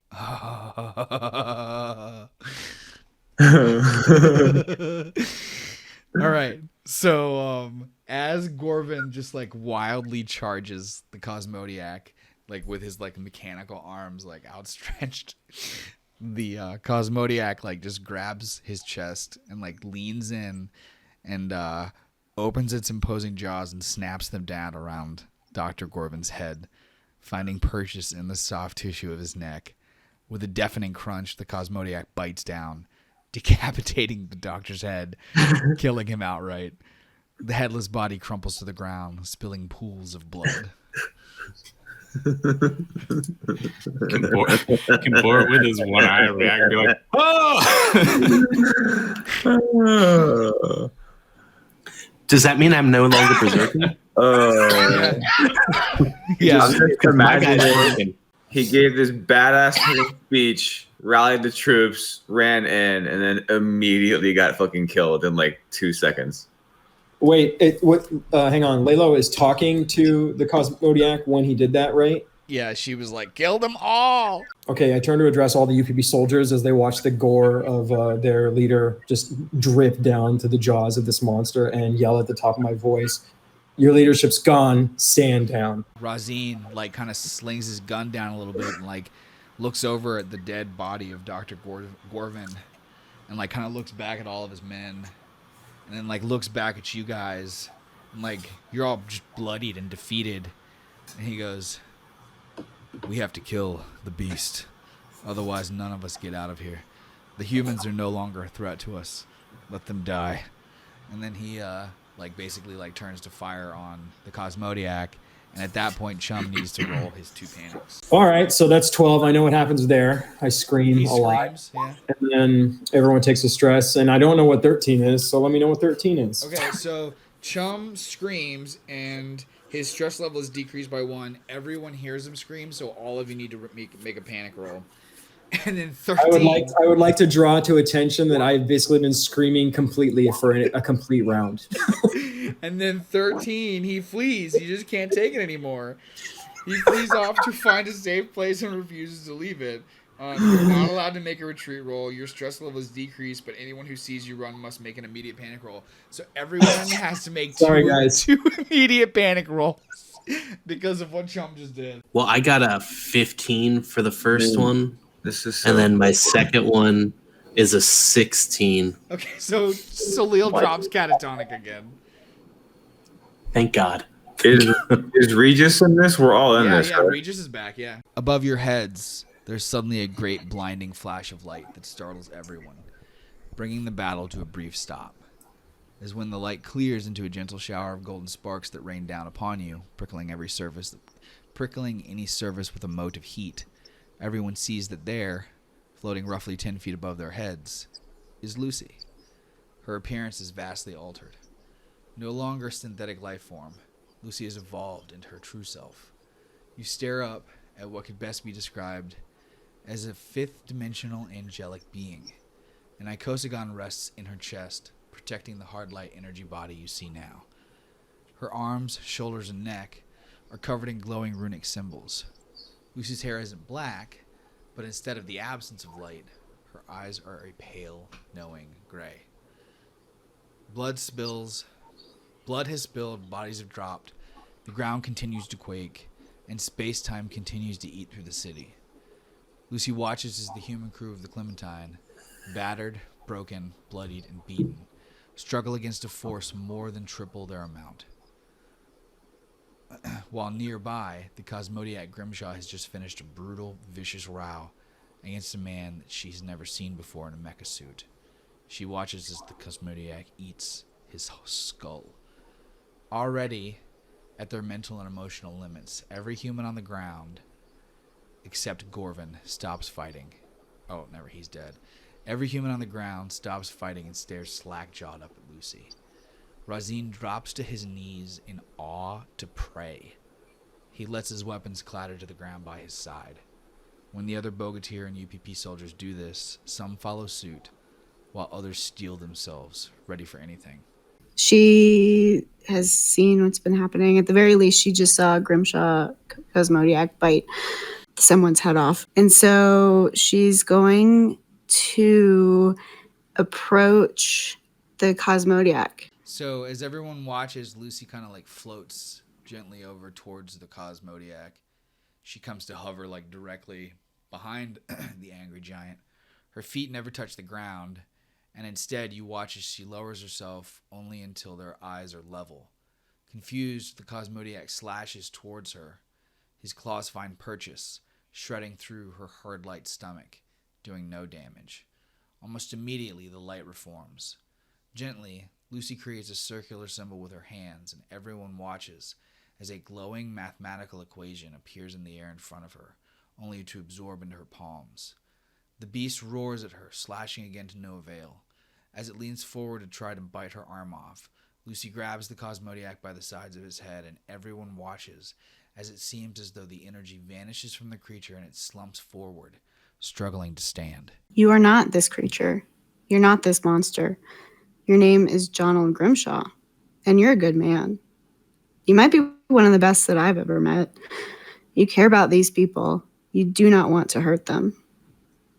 If you keep giving in to your inner violence, they will all die. I know you're still in there. Find the light, Captain. Find my voice. Find your family. Sparks of light shoot from Lucy's palms into the side of the Cosmodiac's big, blocky head, and you all watch as the light fills up through him, providing a nearly perfect X-ray of the creature's interiors. A skeletal structure separate from Grimshaw's is formed perfectly around him, and the man sleeps soundly in the fetal position within the beast's chest. There you are. Time to come home. At that, the Cosmodiac's body explodes in a shockwave of energy and lights that knock everyone to the ground except Lucy. As you all struggle to push yourselves up, you see that standing in a pile of burning ash, missing hand and all, is Captain Grimshaw. He's completely naked and covered in sweat. The scene before him hits hard, but he takes it in stride, because that's who the fuck he is. Stepping out of this pile of monster mush, Grimshaw picks up a spiked metal pole that one of the Bogatyr drops. Lucy, is that you? It is. How are you feeling? Like I just woke up from a really, really long dream. What the fuck happened? I'm not sure we have time for a full recap right now. Jesus, this is a shit show. This does not look good. I'm assuming everyone is just kind of sprawled out. There's blood and guts, and he's just trying to assess if he should fight, if he should heal. There's I'm not even really sure who's alive at this time. I would assume there's a lot of UPP left, right? I think the only person that is down right now is Salil. Everybody else is just covered in blood, like fucked up. He does notice though that the only person not there is Rom. Okay. I mean, I guess so everyone but Solil is up, just kind of messed up. Yeah, wounded, bloody. Yeah, and like there's about 40 like UPP soldiers, and you recognize that the leader of the Bogatyr, Razine, is there, but like they've all basically like most of them, like 90% of them, have either dropped their weapons to the ground or like they're hanging by their side and they're all just like staring at Lucy in awe. Yeah, so he would obviously be pretty dumbfounded about her. He doesn't even know what this is, like her new form, but he knows it's her, but not her, kind of in a way. I guess he's gonna look at the UPP and say, if I were you guys, I would get the hell out of here. This is your one chance to run away. Leave us be. Razine stands back up and he looks at you and he goes, Captain Grimshaw, you remember me, right? I am Razine. Vaguely. Our ship is destroyed. It was Dr. Gorvin's mission to take you all. I personally am here on word from Lord Vasily. He told me that Dr. Gorvin was a gift to you all. He understood that the man was crazy. He was shamed, disappointed. Radley told him everything. There was no honor in what happened. We apologize. I was here to make sure that Dr. Gorvin died at one of your hands. We cannot escape this place without your help. Please, work with us. Take us. We might be able to get out of here together. This is your form of an apology, attacking my crew, wounding them. We were trying to bring them in alive. I instructed my men to attack with non-lethal means, but Gorvin had some of his own people here. They were the ones stabbing your men. Theoretically, say we do join forces to get out of here. What then? We go back to Odessa. You plead your case to Vasily. He's already heard it from Radley. We are impressed by your ability. What you all have accomplished over time and time again. Novoye Odessa needs soldiers like you. There is an oncoming war. We need people capable. We need people like you, Captain Grimshaw, with your abilities. Look what you have done here. You're incredible. You're a force of nature. We need that. Without it, the future is bleak. Fuck your future. The ground beneath everyone shakes violently and breaks apart as a beam of space-time rips up through the ground beneath a UPP soldier's feet, corroding and dissolving the armor around him. The man screams, and you watch as the beam first ages him to dust, then rebuilds him as an old man and de-ages him to newborn infancy before finally blanking completely out of existence. From the newly created cavernous maw leading beneath the city, a thick cloud of crystalline smoke obscures the area. What the fuck was that?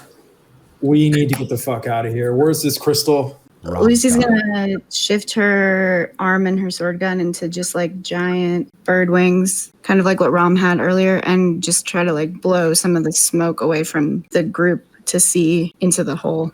In the center of everyone stands a 3-foot tall, armless, legless ball of a creature covered in navy blue fur with patches of gray. It appears to have no mouth.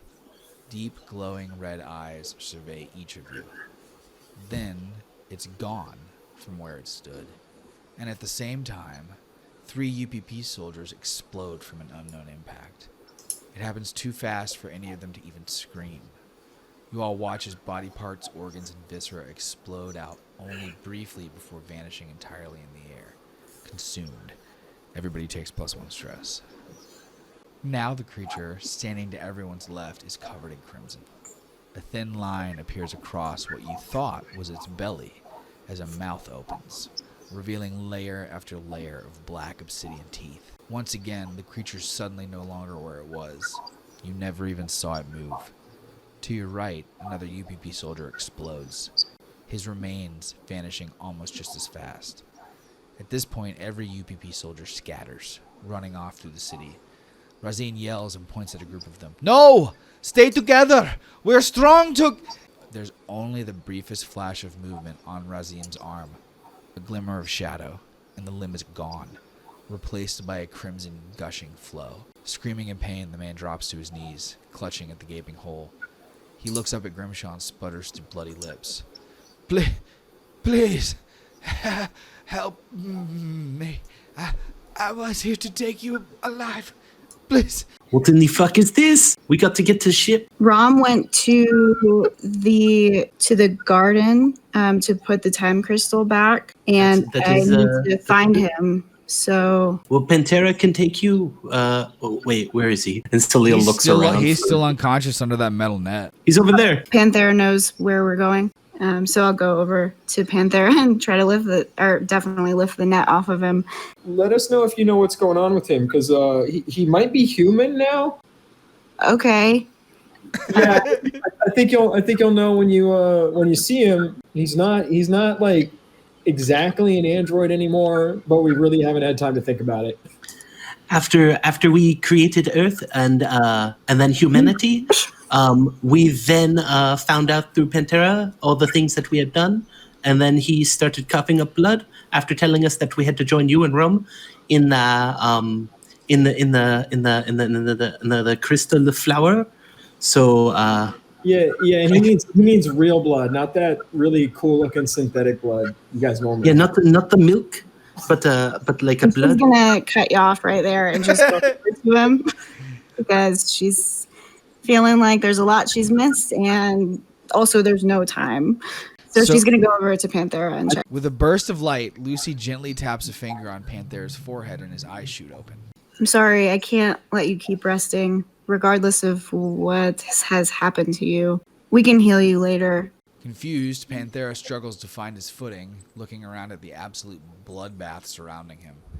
He starts to say, What happened?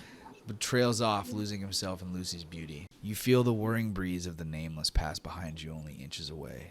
You feel the heat of its breath, smell the putrid rot remains of its previous prey. But you're not its prey. Not yet. As it moves on, exploding another UPP soldier, just devouring everything that was once a living being within seconds. At that point, Lucy just like watches both of them like faint and realizes that like she could probably do something about like helping to like revive everybody if she tried. Yes, that sounds like a plan. So it was everyone just fainted. Layla fainted Just and Chum Layla and fainted. Chum. Yeah, so I will go up to them and she'll just try to kind of put energy back into their bodies, see if that happens, like touch them on the forehead and see if that helps them wake up. When she taps them on the forehead, a little ball of light enters each of their heads and it like shocks them both awake, and each of their stress drops by half. How do you guys feel about trying to regroup? Let us have a group hug. And We put our hands in. Everybody just Like, hugs Lucy. Yep.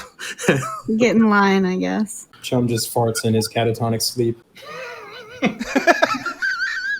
All of a sudden, like in the sky, yeah, Rom just shows up, like in the sky. He shows up from like across the field of pillars. As this is happening, you guys are just standing around as this nameless is just like teleporting around, just like eating people, and like everybody. Guys, we have to hurry the fuck up. Yeah, Rom, the nameless, got out. So we need to put the crystal back now. That's what I've been trying to do. But we're the only ones who can keep the nameless at bay. So I think we need to give the crystal shard to one of the humans to send. And Panthera knows where they're going, so he can show them the way. Okay. Yeah.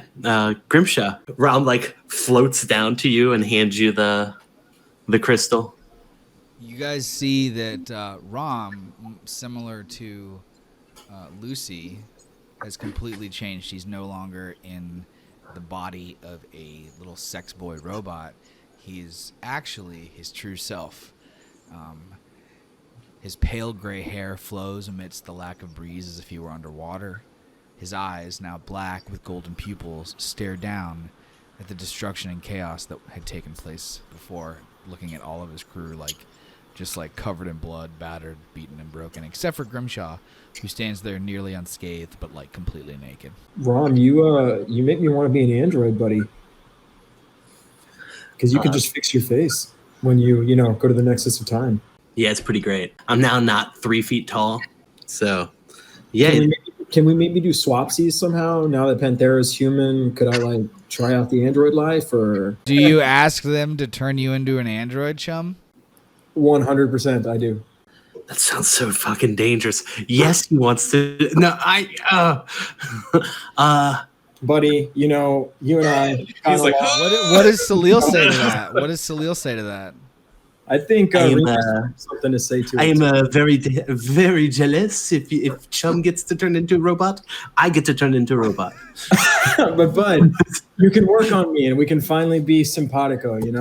And think about it. We're talking about a xenobiologist android over here, guys. Come on. How about we try to do this when we are leaving this location that is currently having hairy balls fall around us? And no, I hear you, but you only get one chance in the compendium of time. I really think this is our only chance.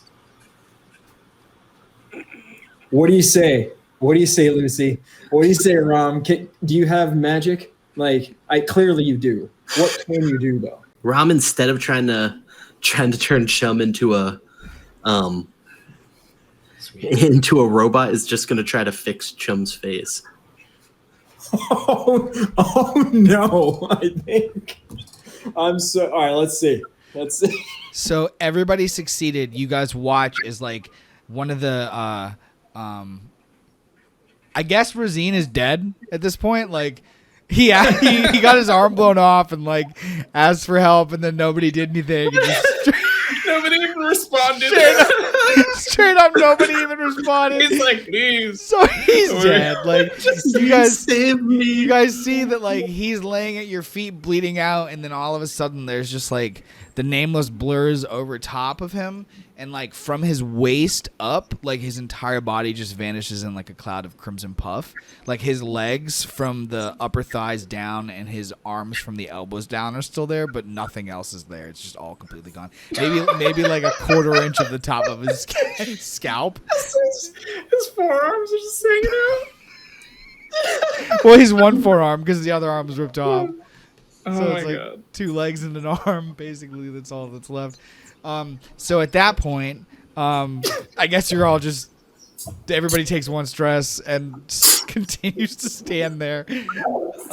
Can Rom have tried to touch Yes. Chum's face and heal it? Yes. So when Rom puts his hands up to Salil's face, Salil feels this. Oh, not Salil. Oh my goodness, Chum. yeah. So when Rom puts his hands up to Chum's face, Dr. Chomsky feels like all of a sudden, like, as if his ears, like if he went up into like a high altitude, like his ears pop, and then all of a sudden his face starts to feel like really cold on one side and really warm on the other.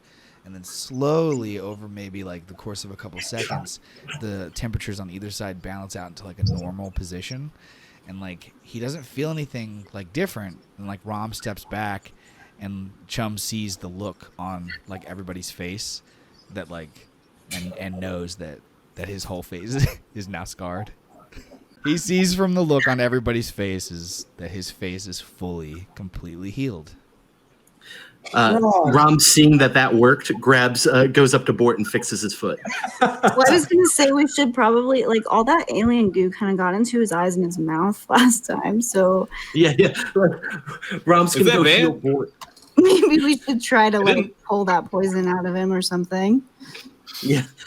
Like Woke Bort up needs with to a be weird able to taste in my run. mouth. Yeah, go for it. Who does it?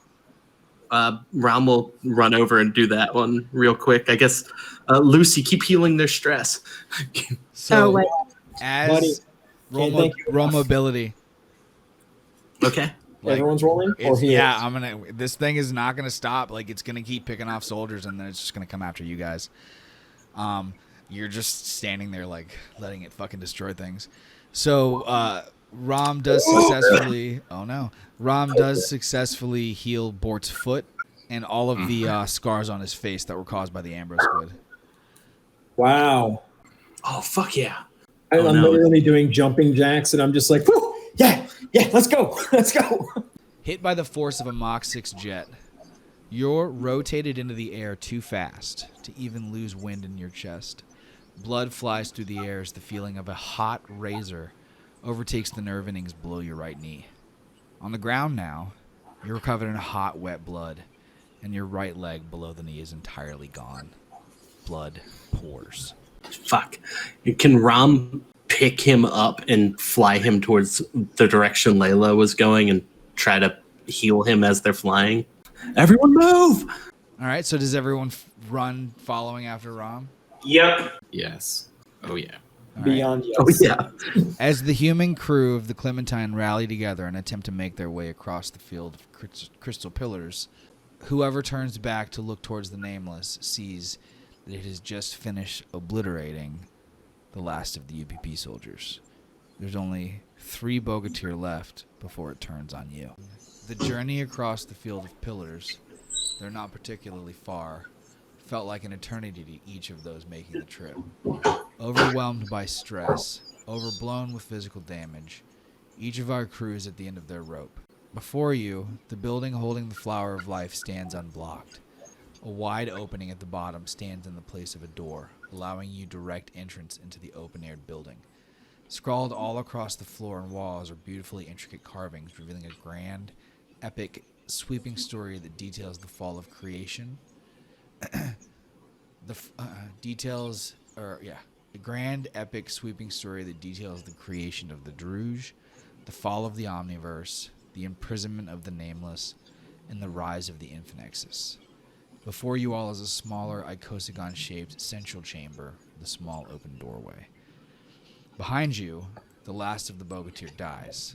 So Rom is able to successfully like stop the bleeding and like heal the nub, but like he doesn't have enough time to like fully regrow that leg like before this thing gets here.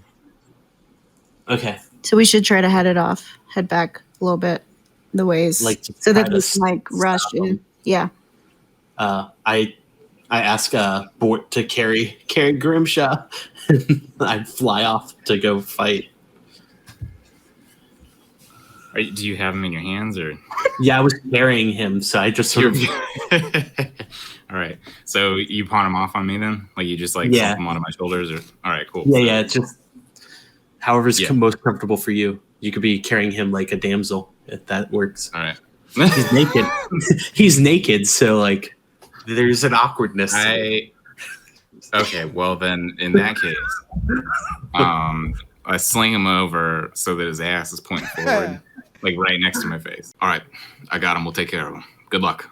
As the human crew of the Clementine rally together and attempt to plant the seed of life, Rom and Lucy turn to face the Nameless, which has just finished obliterating the last of the Bogatyr. You shall not pass. I don't know. And I fire.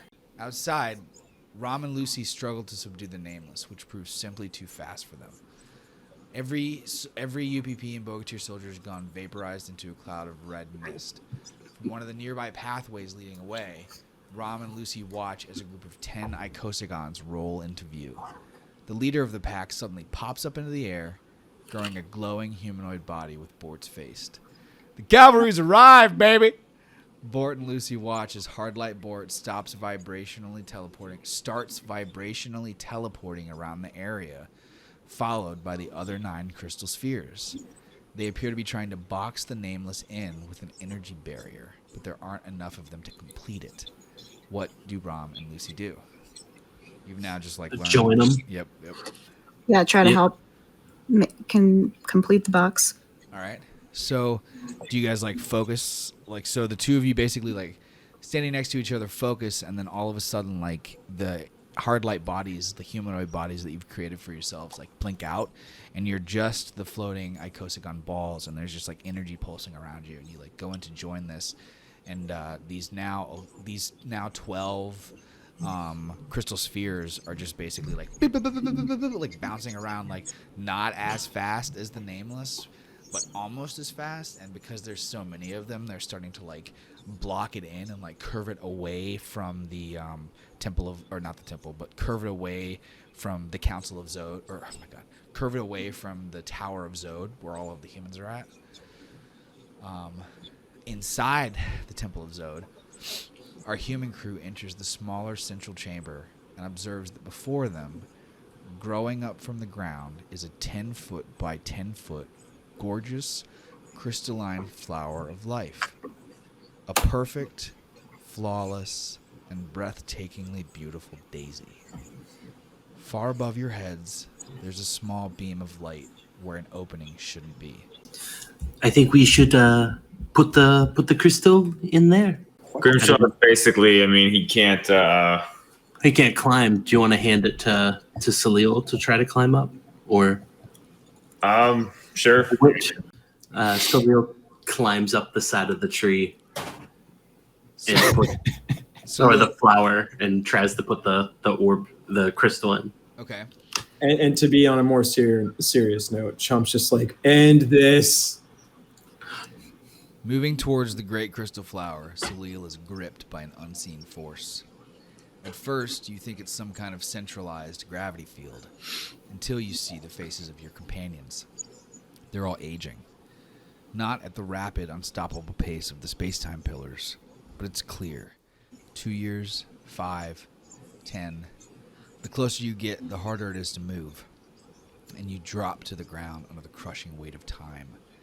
Outside, Lucy and Rom feel a darkness rise within their cores. Something's not right. They need us. Nearby, Hardlight Bort recognizes your hesitation and yells, "Go! We've got this!" As nearby, more and more rolling icosagons join the fray, adding their power and energy to his own. Nearly 100 strong. Rom breaks away and flies as fast as possible to his friends. Yep, Lucy's right behind. It takes almost no time for the twins to fly from the battlefield across the crystal pillars to land directly outside the Tower of Zod. Rushing through the open-aired arena, the pair enters the smaller crystal chamber. Before them, sprawled across the floor, attempting to still crawl towards the flower of life, is Celil. He's almost a skeleton. Each of them is decades older than they should be, decaying at an exponentially faster rate. What do you do? I told you should have made me an android. Rom flies towards Celil. Okay, so Rom's like getting everybody away from the flower. Mm-hmm. I'm gonna grab the crystal. When Lucy picks the crystal shard up, the flower of life lights up, glowing with a celestial beauty of white and yellow. Lifting up off the floor, the flower starts to spin slowly, each of its petals flowing freely as if there was a strong breeze. I'm gonna try to plant the crystal, the seed, into the flower. As Lucy walks closer to the flower, instead of aging, Rom and the human crew, who are now returning to their own normal ages, watch as parts of her energy begin to vanish, dissipating behind her. It's clear that even she, too, is struggling for a moment until she stops, realizing what's happening. Rom goes and joins her to help her carry the burden. As Rom reaches his sister's side and lays his hands along the crystal with her, a great beam of bright blue light shoots up from the crystal through the open hole of the roof above you all. Along with Lucy, much of Rom's body has dissipated. All at once came a sound from the inside. The flower glows brighter, spinning faster now. It lifts them up into the air, resembling now the image of a sun. Pressed against the walls nearby, the human crew are overtaken by a great wave of white light that fills in everything. In front of you, barely visible, are the vanishing forms of Rom and Lucy. Between them, the crystal shard lifts up into the air, spins end over end, and rockets up to fixate itself back into place at the top of the tower. When it does so, gravity vanishes, and everyone lifts slowly into the air. A beam made of light hits the ground. Unlike everyone else who drifts upwards, Celil instead drifts forward towards Rom, who, barely more than a face and an arm left now, reaches out a finger towards Celil. The sound of the vibrating crystal shakes the room. No other sound can be heard. Everyone feels the sound of their heartbeats. What does Celil do? He's going to call out to Rom. Rom, please, don't die. You hear his voice, but you can't understand what he's saying. And like his arm extends out closer towards you to like grab your hand. And like more and more of his face is like disappearing as he's like struggling to reach you. I reach out and try to grab onto his hand. When Celil's fingertips touches Rom's, all of time and reality explodes. Each of you is suddenly split apart into trillions of pieces, and unburdened by your organic bodies, are propelled through an astral realm of pure hypercosmic intelligence. An infinite kaleidoscopic tunnel flashes through billions of geometric shapes. At the end, a never-ending crystal wall of images beckons you. As you each float before your own wall, you see that every shard is a moment from your life, the good and the bad. You're not reliving it, but instead witnessing it from the outside, from a new perspective.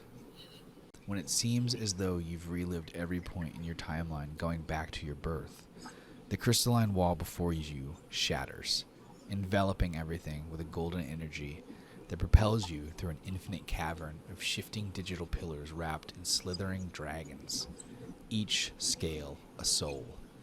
One of the great creatures, surprised by your existence, comes closer, and you're dwarfed by the unparalleled size and power as the being simply blows you away with the gentlest breath. causing you to descend down, passing you through the limits of imagination, through the doors to a world of another time, on the journey of 1,000 lifetimes with the children of the sun. For a long time, there's nothing. Nothing to experience. Nothing to know. For a long time, there's only darkness. Until BOOM! You're suddenly flung back into your body. But something's different. The floor isn't crystal. It's metal.